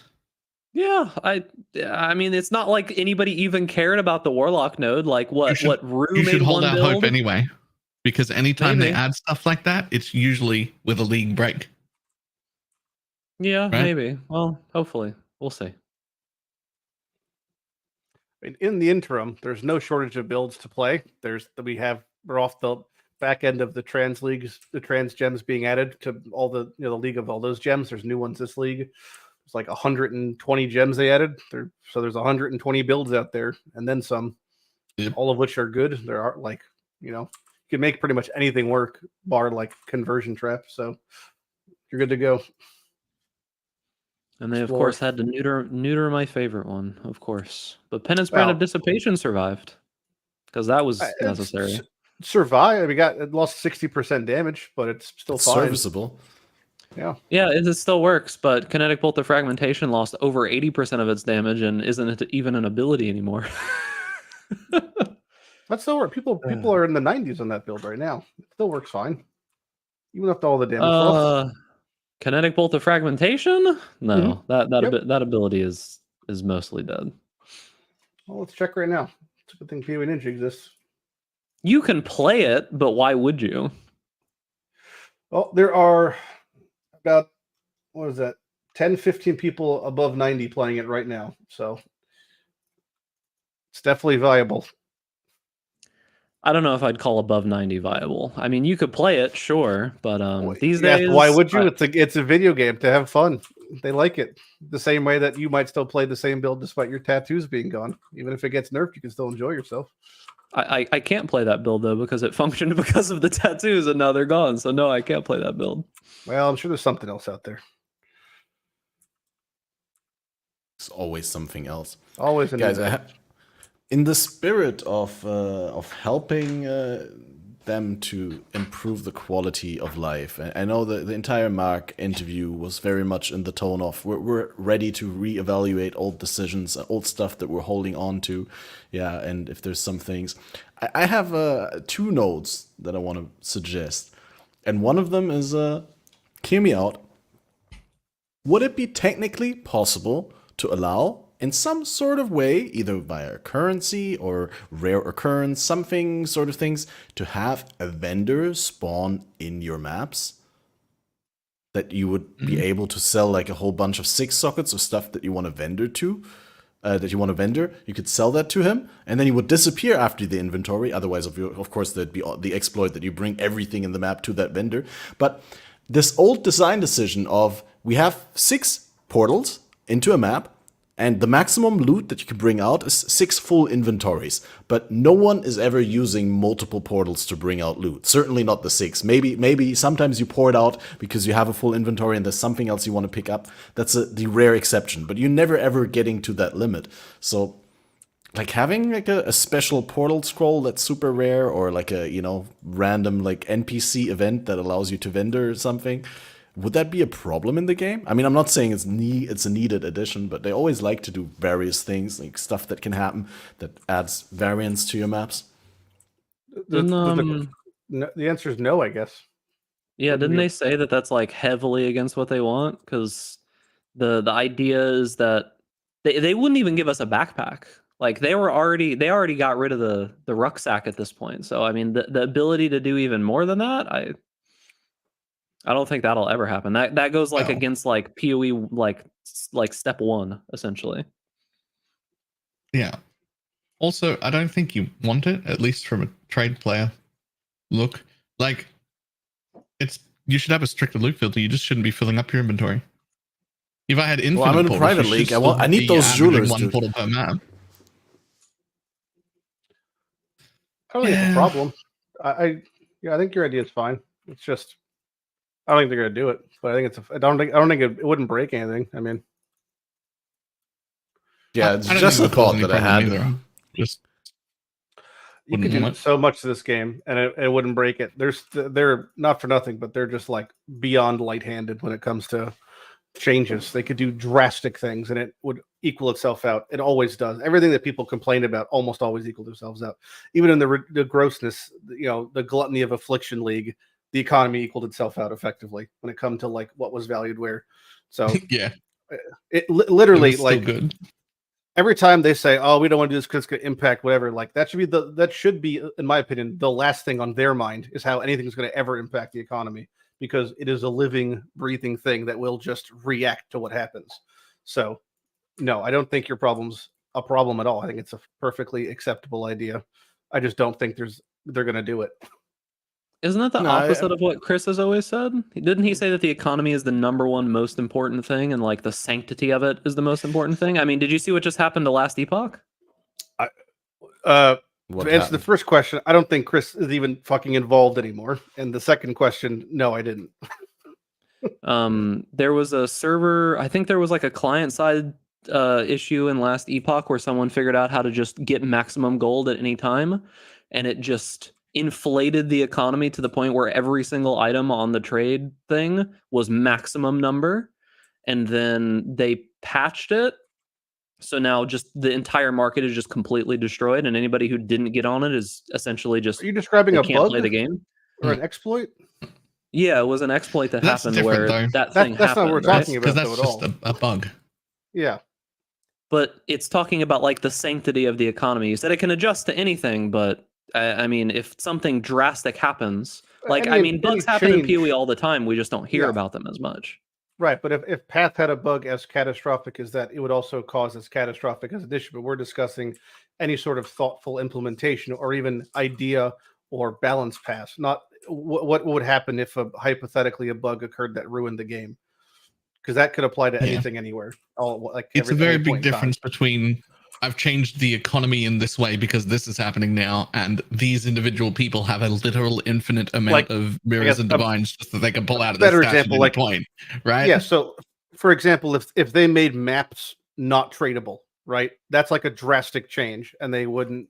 How would that impact the economy? It would, but would it break the economy? Not at all. Like that would be reboundable. That's probably a bigger change than they've ever done, something to that scale. Or like, there's things like that they could do. But when it comes to the land of exploits and bugs, that's the discussion's kind of fruitless because it could just happen. You can't I got one more that I want to bring up. Exploit. I got one more I want to bring up, and I'm sure you're gonna agree on that with all of us. I think it just needs to be brought up repeatedly so that that's in the awareness of the community, and hopefully will at some point be relayed to Mark via one of those bingo cards. And that is, why are heist quest contracts still locked to the inventory? This is such an ancient. Because no one cares about heist. I think I'm the only person who cares about heist at this point. That's absolutely not true. I am the heist guy. I literally am like the last content creator that makes heist builds and makes heist content. No one gives a shit about heist. No. Not a single person. Like, they don't. They really genuinely I have a guy in my Discord that's between Balor's and my communities and a bunch of others who made an entire video heist guide for this league. It's just under the radar. Yeah, it's just... I think the real answer is just... mechanic. I well, the thing is, a very high priority. That's just what I wanted to say is like issue at best. Yeah, but like Zibi points out in chat right now, what quest item in the game is not tied to the inventory? I can't think of one. But with the heist quest contracts is an artificial obstruction because you can already go and store them in your crafting bench, and you can already trade them between characters via the menagerie. And you just go into the menagerie, drop them on the ground, log to another character, go into the menagerie, pick them up. So it is already possible to store them outside of your inventory, and it is already possible to trade them between your characters. It just requires extra steps, so why not make it official and give it official heist locker support? Like put them in the heist locker, maybe give a warning that these are per character, or or what you could also do is you could bring them to the NPC and they could store them for you, similar to like as a dialogue option, similar to how Kerak stores your Voidstones after you acquired them, so you don't need to pick them up. Those are all good ideas. I think the real answer is probably going to be because they most likely have something planned for heist that makes this change irrelevant. That's just down the line, and they're not going to do it until that change, or it's just such a low priority it doesn't really matter. The impact of it's negligible. There's tons of people who do heist, and you just run it, and it's not like not a big deal. But like hypothetically, we'll say a year from now, they just remove the entire rogue system from heist and just make it much more streamlined than the quest contracts will be moot, right? So it most likely it's just they have a fix or solve down the road, and this would just be a redundancy to make a new system for it now. Okay, I've got a real question. Did you have something else, Balor, about that? That sounds like such a non-issue. Like it's so far down the problem of issues that. Like there's just so far. There's like 15 tiers of more important problems. I agree, but Path of Exile is a game where people like to stick to their niches. So if for someone who has been doing heist like religiously, it might be obviously that's more of an important thing to them. But overall for the game, I don't think it's like you're saying. I don't think it's that high priority. Yeah, it's just very super low priority. Like I said, like I am the heist guy when it comes to content creation, and I promise you, the entire comment section on every single video is like, haha, heist? Nope. Literally 95% of the comment section, every single video. Haha, that's funny. Heist? Yep. No, sorry. Might just be the specific subsection of the community that tends to interact more with your content than.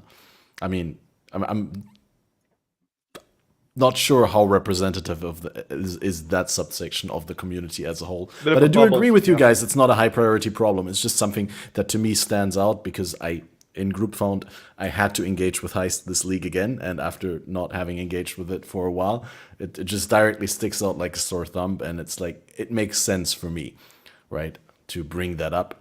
I do understand it might not be as easy a fix as it seems to me, and it might be a waste of time if you know internal stuff, like stuff they planned for the future, or other changes that make this one obsolete. But to me, it seems like a rather easy fix, and like these things, like I said, storing and transferring them are already possible, and it just adds needless obscurity. But yeah, I didn't want to talk about this at length. You guys have surely other things that you want to bring up that are in need of a rework or something that. Yeah, the one that I was talking change. about before. What do you guys think the actual chance is? Mark said it's a tier 1 issue, meaning the second highest. Okay, What do you which actually one? think? What do you think the chances that Melee actually genuinely gets any kind of love and not just nerfed 3 times in one patch? So I think the big fix to Melee is PoE 2, and PoE 2 is a different game than PoE 1, so we have to expect a different solution in PoE 1 now to the Melee problem. I think in But it's PoE still 2 not Melee fixed will be there. fine and fun. They still said it's bad though. The devs themselves have said that PoE 2 didn't fix Melee. Well, the the players game's not said that out yet, PoE 2 didn't fix Melee. Well, not I'm saying done like yet. I'm saying their idea for it. Like it's been years at this point of them remaking it from the ground up, and they still said that it's not fixed. They still said it feels horrible. Like yeah, well, almost I would everybody just that played wait till Melee. you probably play it yourself, in a year from now or whatever, if it comes out then. Look, if people keep I mean, doing that's such this, a non-answer though. Like people keep bringing sticks to gunfights and then complaining to GGG that their stick isn't as strong as a gun. It's always going to be shitter. It's Melee. It's always going to be. There is no solution to that. Says the That guy feels like such a peddling a cop molten out. strike starter. I don't know. I think that the real issue with balancing Melee in a game like Path of Exile is born from the modular nature of Path of Exile compared to other ARPGs.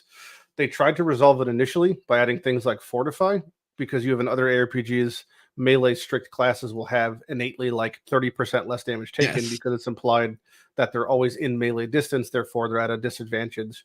So the issue in Path is that any sort of inherent advantage that's added or intended to be added towards melee will always get abused by non-melee builds. Therefore, it's balanced around that edge case scenario. This was represented most recently, I would say, with like the unrelenting strike threshold situation that occurred during that league, where you'd have many builds were just having every 30 seconds push a button to get fortify, and then it was like, well, that was the whole point. Was this supposed to be for melee, and it's not. So what's the resolution? There could be some sort of like scenario or keystone that checks if you've meleeed in X amount of time, give yourself some sort of buff. That could be an inherent feature. Will it still be abused? Probably, but I think there's resolutions to be had there that are kind of in the same regard as Fortify. Fortify is as close as we get. I don't think melee is bad in any regard. Like, it's perfectly fine. People play melee in the most drastic, hardcore scenarios to level 100 within a week of league start, irregardless of league, consistently. So clearly it's not bad in that respect. It's probably just more that the kind of habits of melee are very unhealthy at the moment, whether it's the totem meta or the levels of defense they're having to adopt. Can we really say that something is okay because some absolute fiend is like torturing himself to play melee to level 100 in hardcore solo self-found? I don't feel like that's a good argument for saying melee is okay. Like, I feel like that's the opposite. I feel like that makes me think that melee is even worse than I think it is. If it was one person, that would maybe be valid, but it's like there's hundreds, thousands each league that play melee consistently. People just enjoy the play style, and they are able to clear all content with melee, and they have no issues. So I've done it myself multiple leagues in a row. Is it worse than playing a range build of equal investment? In many cases, yes, but it doesn't necessarily mean that the play style or the build is unplayable or can't have, there can't be fun derived from it. I mean, if we just like eternally say, well, it's good enough and just like dodge the meaning of the question, I don't think anything really gets solved though, does it? Because like saying that just dodges the question completely. It's like, well, people can make a do with it, so it's okay, right? It doesn't matter. I don't really, I don't really It's a feel that nothing answer, does right? anything. That's a nothing answer because almost every skill in the game is good enough. You can invest People and have make beat Ubers anything with work. default attack. You know, it's like, Yeah. does that mean it's good enough? I don't know. I just think that Melee's in a really, really bad spot from almost every angle. And it just makes me wonder, like, if it's a tier 1 issue, is it actually going to get fixed? They've been saying it for. They said PoE2 would fix it. PoE2 hasn't fixed it yet. So I don't know. I just wonder if we'll ever actually get Melee.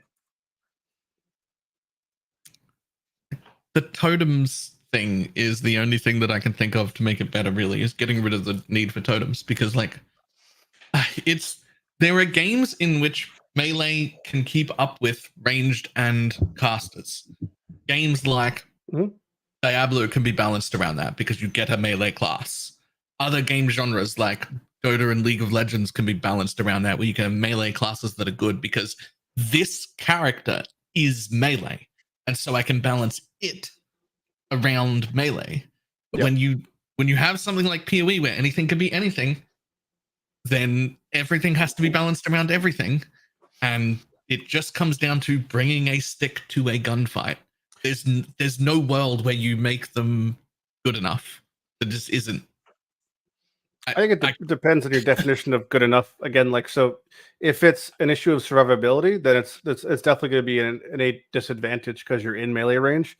If it's just a offensive numerical thing, you could just adjust the nodes on the tree. I mean, there's things where it's like increased damage with 2 hands melee skills that could only be used with 2-hand melee skills. You could just make them doubled, or whatever, and see how that feels for a patch. So there's no shortage of things they could do. Whether they could do it next league, it's possible. Mark said it's a tier 1 priority. I trust him to probably do it within the next league or so. I don't know if the change will be acceptable for you guys, but I'm sure the people who, when's the last time you guys played melee, or have you played melee frequently? Last right. league. What I don't understand then is, if you don't play melee habitually, why do you care? I've played it almost every league. I've played it almost every league. I loved it in Legion because it got full screen AoE. I've played a melee build every league for the past ever, and I've never had a real problem or complaint. So I don't know. It just seems like it definitely feels worse than like top end builds, but there's like Bone Shatter is perfectly fine. Reeve is perfectly fine. There's plenty of melee skills that feel fine. I'm just not going to comment on that one. Those are extreme outliers. Those are the top end of the skills there. But the Bone Shatter guy quit Bone Shatter this league. Right? Actually, just quit. This was like not.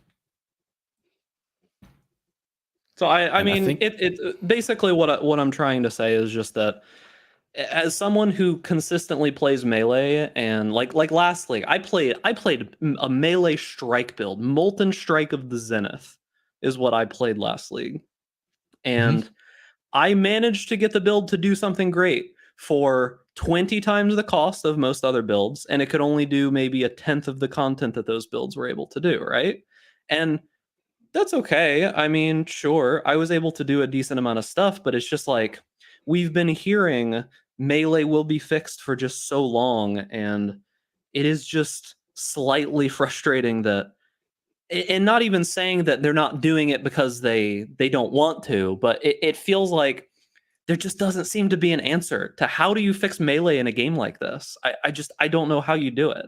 I've like thought about this on stream and spent like hours thinking it. I genuinely can't come up with a way to actually fix it, and it just kind of makes me sad.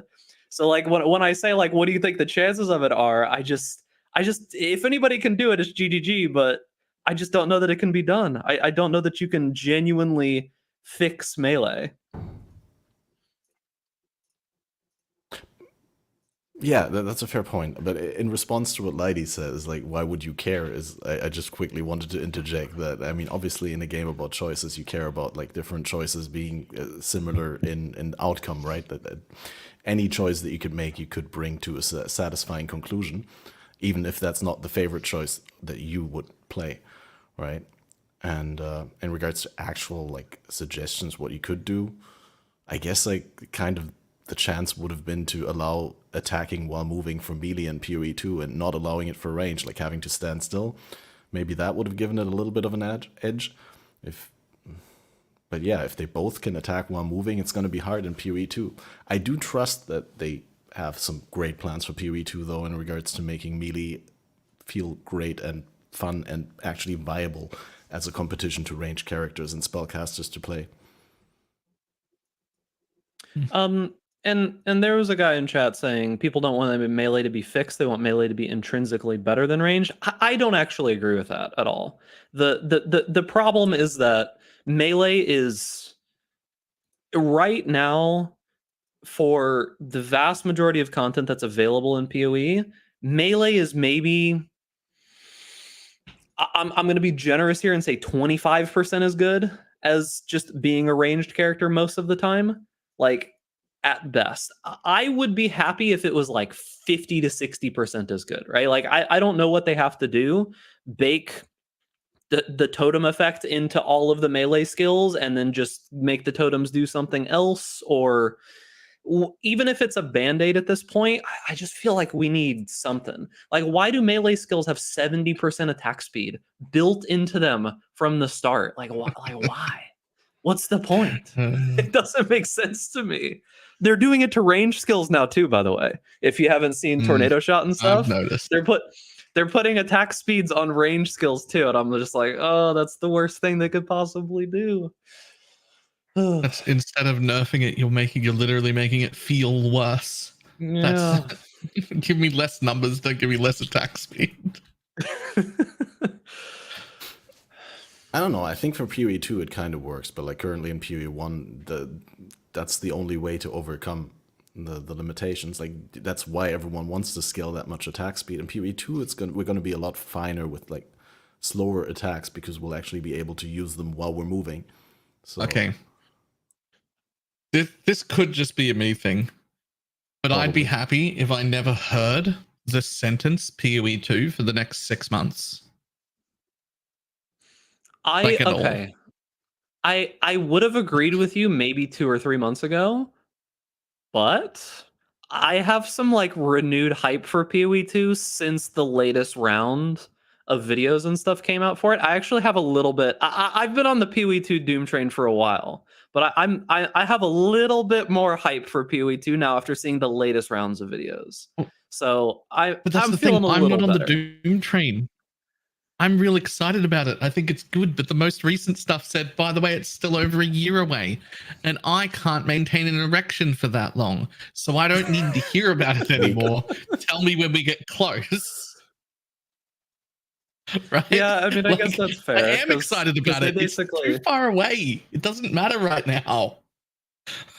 Yeah, I mean, that is definitely fair. I mean, I guess that's another thing to talk about is that I'm personally kind of glad.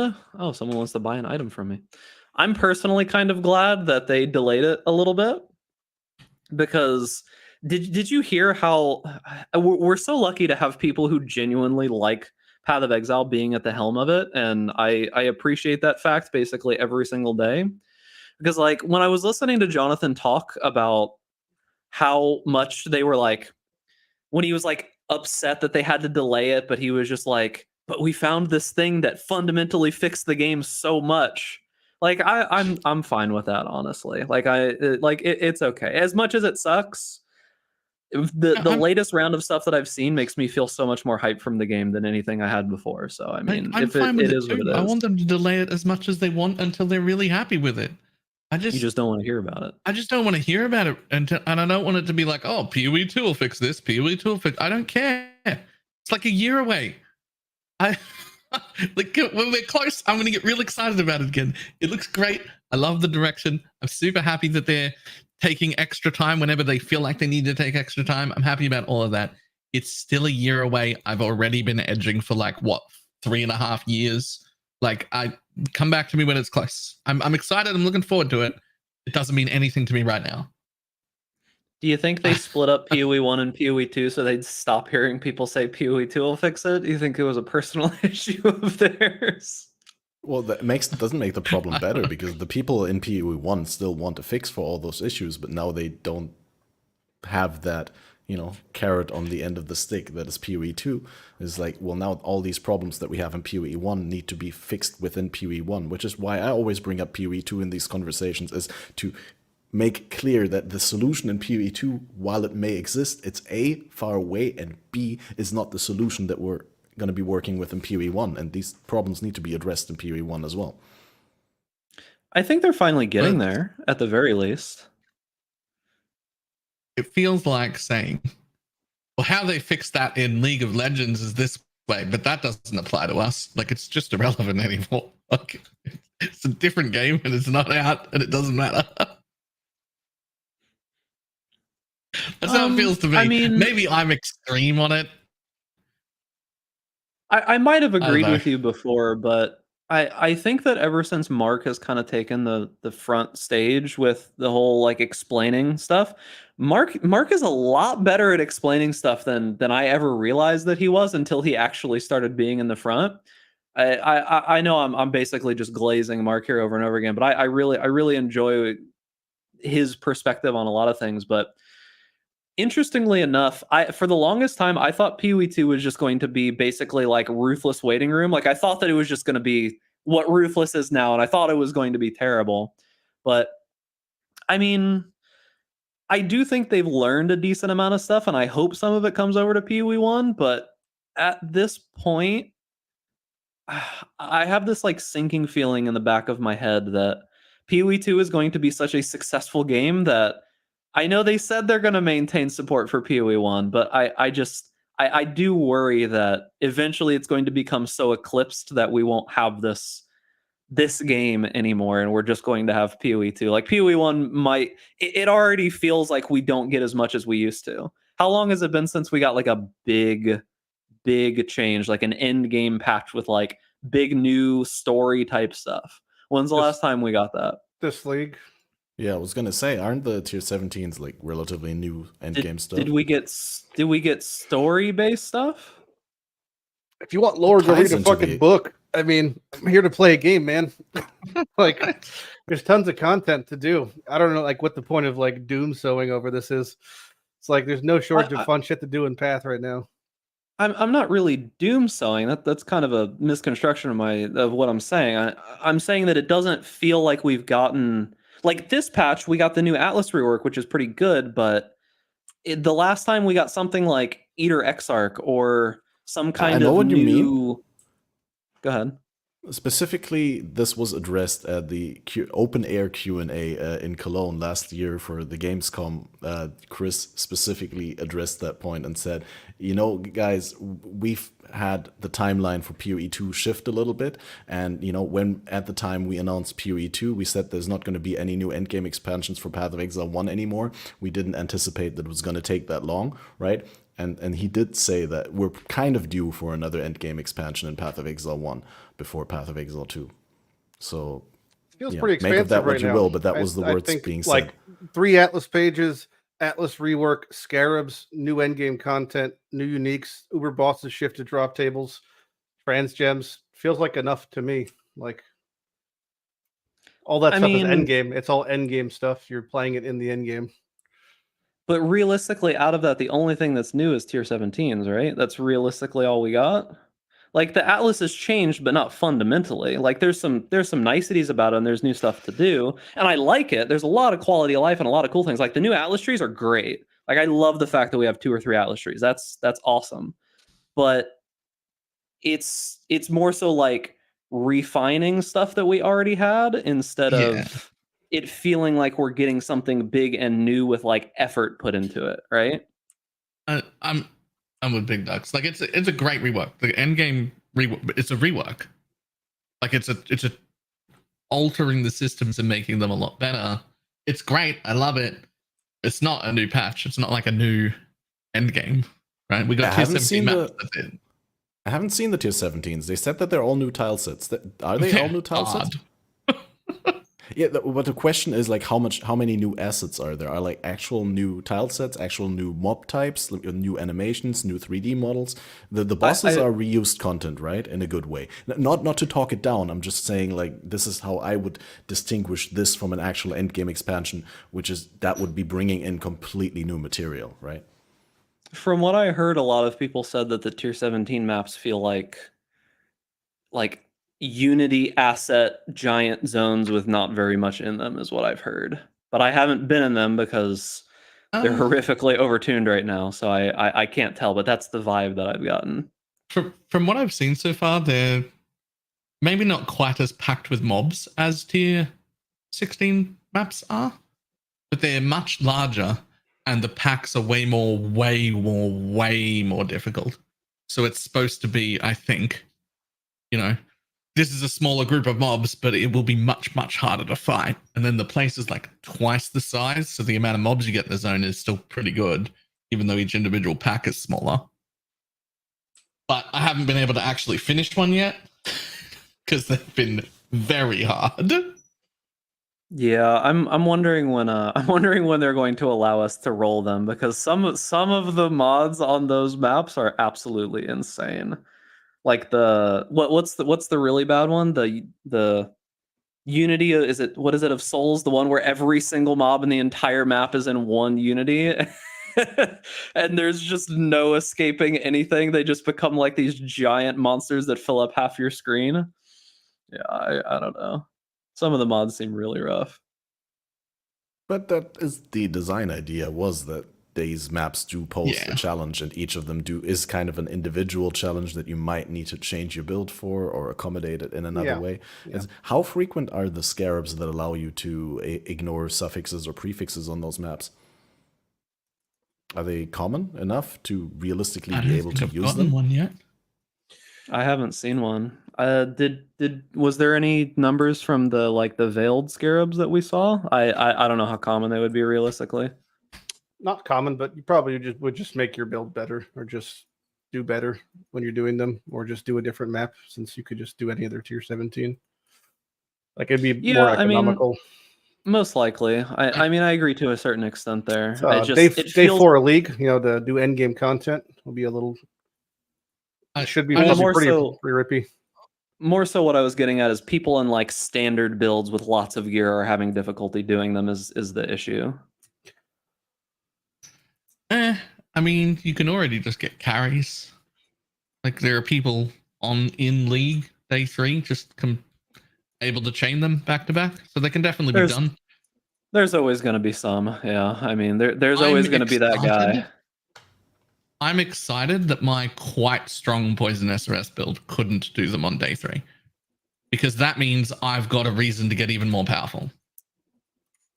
So I love that. I'm here for it. I want them to be that hard. I want to have a reason to keep gearing up and keep getting better. It's fantastic. If Ben can't do them, we can talk. Ben actually tweeted, I think, yesterday that said that he had a character that was ready to do Ubers and he couldn't do tier 17. So, I mean, just saying. Well, at least in trade, the Horned Scarab of Tradition, that's the correct one, right? That gives you access to the... No, that's the wrong one. Never mind. Is it not? I thought I saw it for... Oh, okay, no. I'm dumb. Awakening is the one that allows the imbued crafting options. But yeah, I mean, I think there's a lot of new and interesting stuff to be able to do with the league, but my whole point is just that I've noticed a very sharp decline in the full featured content, I guess you could call it. I don't know the right adjective to use to describe it, but like we've been getting some pretty interesting stuff, but like the Transfigured Gems I think were excellent. I think that's something that we've been wanting for a very long time. And I do think that was like a big part of why last league was so popular, is because we just got 100+ new skills to play with, and it was really cool, and we explored a whole bunch of stuff. But I mean, it hasn't felt like we've gotten that, like I said, I can't think of the word, but it doesn't feel like we've gotten that like 3.17, like what we got in that kind of patch that we used to get one every year. It's been like almost 2 years now since we've gotten something like that. So it's kind of, it's just kind of sad, I guess, for me.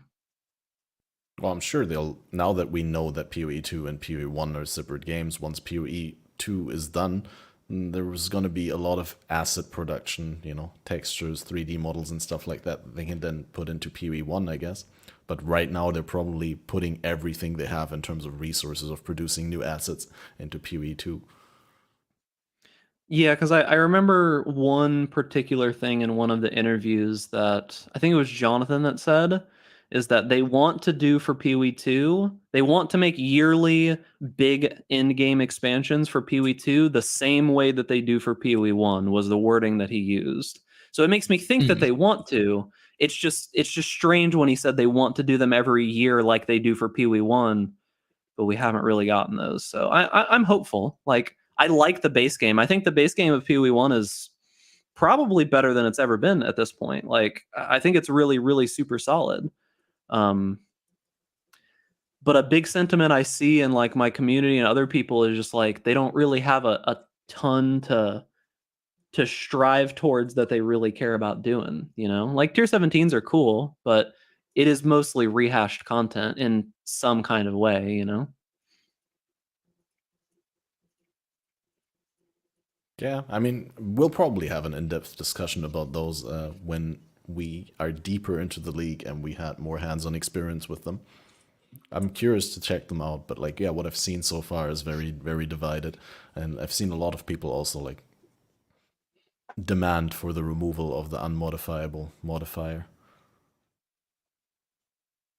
Which, yeah, I don't know. It seems like some central axis of what they were trying to do with them there. So I would hope that they manage to fix it without removing that and make it feel good for everyone.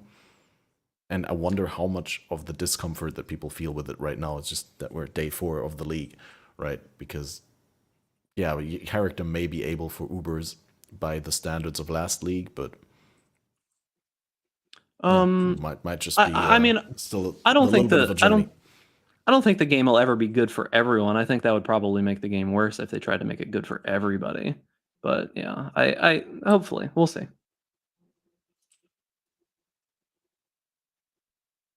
All right.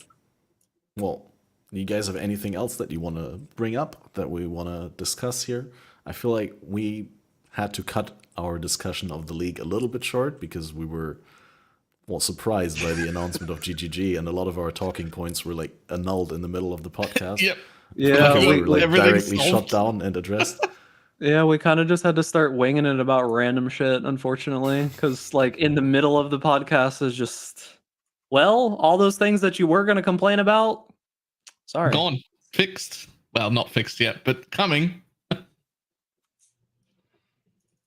But yeah, like definitely super cool that even though it's Easter weekend, they were able to work on something so quickly and give us, well, an update and hopefully a cool patch. Did they say when the patch will be implemented? No, there's no ATA on it yet. They just said what we're working on. Like they don't even have, they don't have any of it done. They don't have any of it like concrete, I don't think. Well, I mean, I would think some things of these are done. They said, we will do this, we will do this, we will do this. So it's like, oh, we are doing this. So yeah, I'm sure they're already busy with some of the adjustments. It's just the question is when will they be implemented and ready to roll out as a patch? Because there's a little bit more to that than just, you know, changing things. But they also have to make sure that they don't brick the game when they roll it out.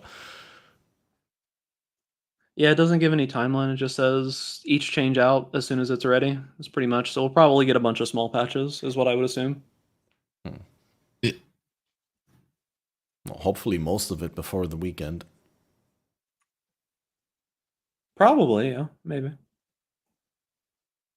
But yeah, I mean, to be fair to them, Easter, and they said they learned from it. Like going on a holiday weekend makes it pretty tough. You guys probably remember the days of when they would release in December, and it would be Skeleton Crew fixing the league for the first like 2 or 3 weeks. Yeah. Yeah. That was a bit rough.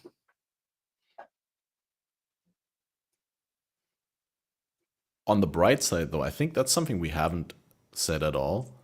There's like close to 0 technical problems. I mean, if you count the UI misgivings as like technical problems, sure, but like in terms of like actual lag or like client crashes being kicked to desktop, I think I had 1 crash from loading screen straight to desktop in the entire launch weekend. I played over 20 hours pure game time, and yeah, it works like a charm. The occasional problem with getting an instance with the spiky ping, I think that's what you also described, Ducks, right? Like,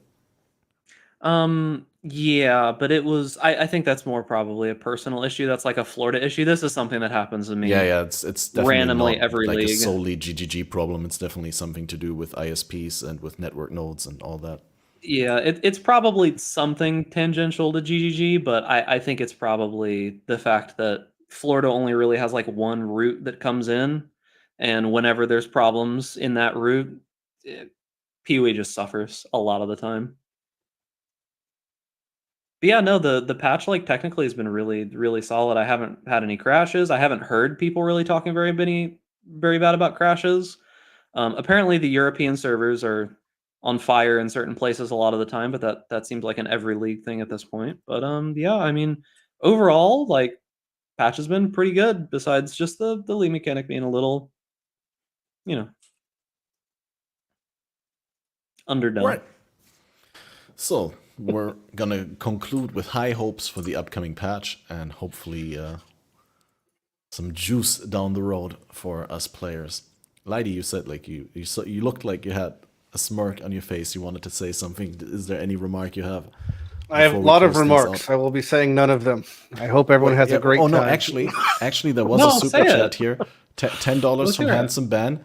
Handsome Ben says, "I'm here for the Lighty rant. Please ask him how he feels about the league mechanic." That's a rather unspecific question for a podcast right after the league start. I'm sure we asked that question, but feel free to go on the Lighty rant. There's no rant. It's just that the game feels really good. The crafting didn't feel good. It's probably now going to feel good. No complaints aside from that. Everything's good. Yeah. Having a good time playing Path. Positive Lighty. Yep. Are you still in April Fool's mode? No, I don't like April Fools. It's a bitch holiday. Like Christmas. April Fools for bitches. No, I have nothing negative to say here, really. There's one thing that I still really quickly want to address. Or someone said, I have a question, what percentage of PoE players get to viably play endgame content? And that's like such an old thing, but I need to address it. It's just like, it's really hard to classify what is a PoE player because it's a free-to-play game. Anyone can download it and get into it. And like anyone who did that and may have quit even before they reach Brutus or, Merville or Part 2 or Maps would count as a PoE player. So I don't know, probably a very, very small check by percentage. Steam achievements, but that's a pretty shit metric.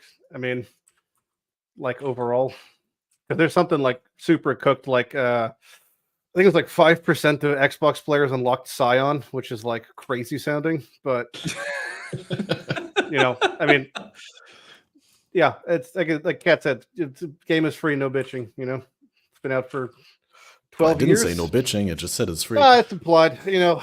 Game is free, no bitching. If you want to play it, it's free. It's a good game. Play Path of Exile. Good time. Unlock Scion. Yeah, it's just like it's pretty hard to even like what's an average player? Like people, you guys remember when people were saying average player constantly, and I'm like, what does an average player even mean? There's no definition for that. Like a couple hours a night playtime. I think that's average, like 1 or 2 hours. Yeah, but it's just like they wanted to say like, oh, the average players can't do Ubers. It's like, yeah, well, I don't think average players will probably ever see Ubers, to be honest with you. Like, why even care about that, Well, that's not an average player. Yeah, that's just a shit player. That's different. If you're average, that means the time spent is going to be median amount. If you're not good at the game, that's something different. Doesn't mean you won't ever be good at the game, but to expect that you're just going to be playing 2 hours a night and then not be shit over time is like a bit ridiculous. It's just you play a lot and you learn a lot, sure, but some people just do the same thing and live in a bubble, and then you'll never get better. You don't have to be good. You can, as long as you're having fun, it's all that matters. It's a fucking video game, you know? Yeah. It's just so weird that topic got so heated about what's an average player able to do. But I mean, if I had to guess what percentage of players hit the end game, probably, well, what's end game? I mean, that's the next question, right? Like, what's end game to Red you? maps. Like, None of those described mean as that anything because a large yeah. group of people will say if you've reached Act 10, you're in Endgame. And there's a large group of people who say if you've put a map in your map device, you're in Endgame. Then more people will be like, if you're in red maps, you're in Endgame. And then people will be like, oh, you're not in Endgame unless you're doing like juiced delirium for watchstone mechanic, right? Like it's all Endgame. If you It's all Endgame. if you're saying Act 10's Endgame, I think you're probably a shitter. Yeah. Because there's literally like it's the end of the game. There's tags for what constitutes endgame for 14, 15, and 16 maps are tagged as endgame maps. So that at least that's some barometer. But like the campaign beating Act 10, I don't think anyone's saying if you're that cooked saying that's endgame, you have bigger issues. If you're that cooked, you might be a games journalist. There are tons of people. I guarantee you there's tons of people that play up until maps and have done it multiple times and then go play other games. That's fine, but it's not endgame. And if they say it, Baylor, fuck them, you know? That doesn't matter. Yeah, that's true. Yeah, endgame. That's the point. But the word doesn't mean anything. Yeah. We can't save them all right? But yeah, I mean, if you want to say what percentage of people get to red maps, I don't know, maybe 5%, maybe probably less than that. I think most people probably make it to like Act 1 and then they quit. If you just get rid of the people who quit at Act 1, maybe it's 15 or 20%. Like people who complete the campaign, how percentage of them make it to red maps? I don't know, 15 or 20. That's the best I can answer that question. Okay, I got one more. And that was leading up to this podcast, I watched the Lighty's +1 podcast with Manny and Leggy from around the hype cycle before the league, right? And Lighty said something, and I'm going to paraphrase here, right? This is, but Lighty, you said, it doesn't really matter that much how it's implemented. Mark is taking the wheel, and I trust him. This may sound like maximum dick riding right now, but I'm confident. Yeah, something along those lines. Yep. Has your trust been shaken, not shattered? Why? Why would it be? No. What in the past 4 fucking days? No, nothing's shattered. Like I don't know. There's like it's very the only complaint I can imagine people have in this league, you know, that have both active hemispheres still working, would be like the part of the league that is negotiable to interact with. You don't have to craft if you don't want to. The base game's fine. You could just bank shit and then not craft if you really want to do it now. We know that the patch is coming, so like there's no real complaints to be had, especially after seeing what we just saw. So if you don't want to, interact with that part, that's fine. The part that's interactable, you just don't interact with them if you want to. Like the map stuff, if you're dying to that, like do lower tier maps, uninstall. I don't know at that point. I mean, if you're not paying attention and adding 4 projectiles to like your miscreations, then learn your lesson and don't do that again. But aside from that, yeah, it's not that difficult at the moment. The patch, it's not like that powerful Necropolis as far as an endgame content. And by endgame, I mean 14, 15, 16 maps. Not Act 10. All right, that's good to hear. No, I generally felt that that was a sentiment that was talked about a lot, like prior to this league. A lot of people felt there was a refreshing new take, a new energy, and a new sort of trust base. And I was, I thought that maybe with the disappointment of this initial league start weekend in some regards, some people may have taken that to heart in the wrong way. And it's good to hear that that's not the case. I mean, I'm not disappointed at all. Like I play more than everyone here, and I don't I'm not complaining. If the second it's shit, I'll be the first to tell you. But at the moment, it is not shit, and it feels fine to do, multiple pieces of content with many different characters. And yeah, I mean the comment on Mark, he's been great, dude. I've been super happy. I've always kind of gotten the vibe that Chris never really wanted to be that front person. I've always felt that way about him. He did a great job doing it, but it always felt like he never really wanted to be that guy. And Neon seems to be that guy. Mark seems to be that guy. So I'm super happy with his whole everything that he's done. I think he's great. All right. Balor, what do you think? When will we see your next... when is your crafting guide going to come out? We'll see. I'm going to be honest, I'm not a crafter normally. Like, I don't even like harvest or essence or even rod crafting right now. Not that they're bad. I'm not a crafter person. I'll just get a crafter to make gear if I need to be crafted, or I'll buy it from trade. It's just never been a part of the game that I like. I guess that's a topic we didn't really talk about, but I mean, if there's not really a lot of high-end crafters here, I don't know how. Lighty probably does a pretty decent amount of it, having to, because Soul is self-found. But the Veiled Orb change, that was relatively large, but Yeah, we kind of have to see how that pans out, though. I would think it's a little bit too early to tell like the exact range of the implications, and also like has anyone done extensive betrayal farming to the point where we know for certain what the drop rate is of the Veiled Orb now? It's not 100%. Yeah, it's not 100%. And the cost of it on softcore trade right now is 130 chaos per one. That's very cheap, actually. Well, it's probably going to. Well, you never know. It could go up. It could go down. It depends. I don't think people are using a lot of them right now, so I think the demand is really low. But I don't know. We'll see. So yeah. I think the drop rate is like 50% or less is what it feels like. Fair enough. Yeah, no, like I just brought up the crafting thing and the somewhat cheeky question to Balor as a transition into the end segment of the podcast, where we give everyone the chance to give a little bit of a shout out to what the people can expect coming up. Do you have any content projects you'd like to talk about, Dux? I was going to make a video complaining about the league mechanic and how the crafting and stuff was kind of underwhelming and all of that, but that video's kind of going out the window now because they just decided to fix essentially 95% of it. Other than that, no, not really. My league started didn't turn out super great for various reasons, but it is what it is, and I don't have anything to pitch right now. But yeah, just go play Path of Exile. It's relatively good base state. Don't let it be the worst retention league that we've ever had. That would be very sad because the base game state's very good, and it'd be very sad if this was the worst retention league ever. So make sure that doesn't happen.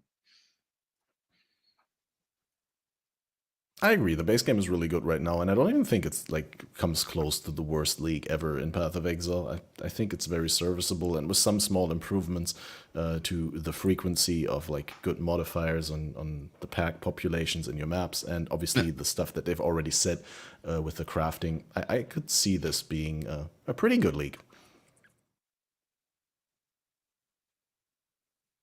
You were gonna say, Balor? I don't know. I got a lot of hopes now that I've read all this patch notes. I just want to go to sleep for a week and wake up. I can't do that, but those will look really good. Yeah, I have that always when they like announce the new league. Like I just want to play the new league, and all my motivation for the old league is killed. So I can totally see that happening with the current state of the game. I just want to play with all those changes that they said that they're working on right now. Makes sense. Right. Lighty, when is the next when do you find the next unique in your All for One series?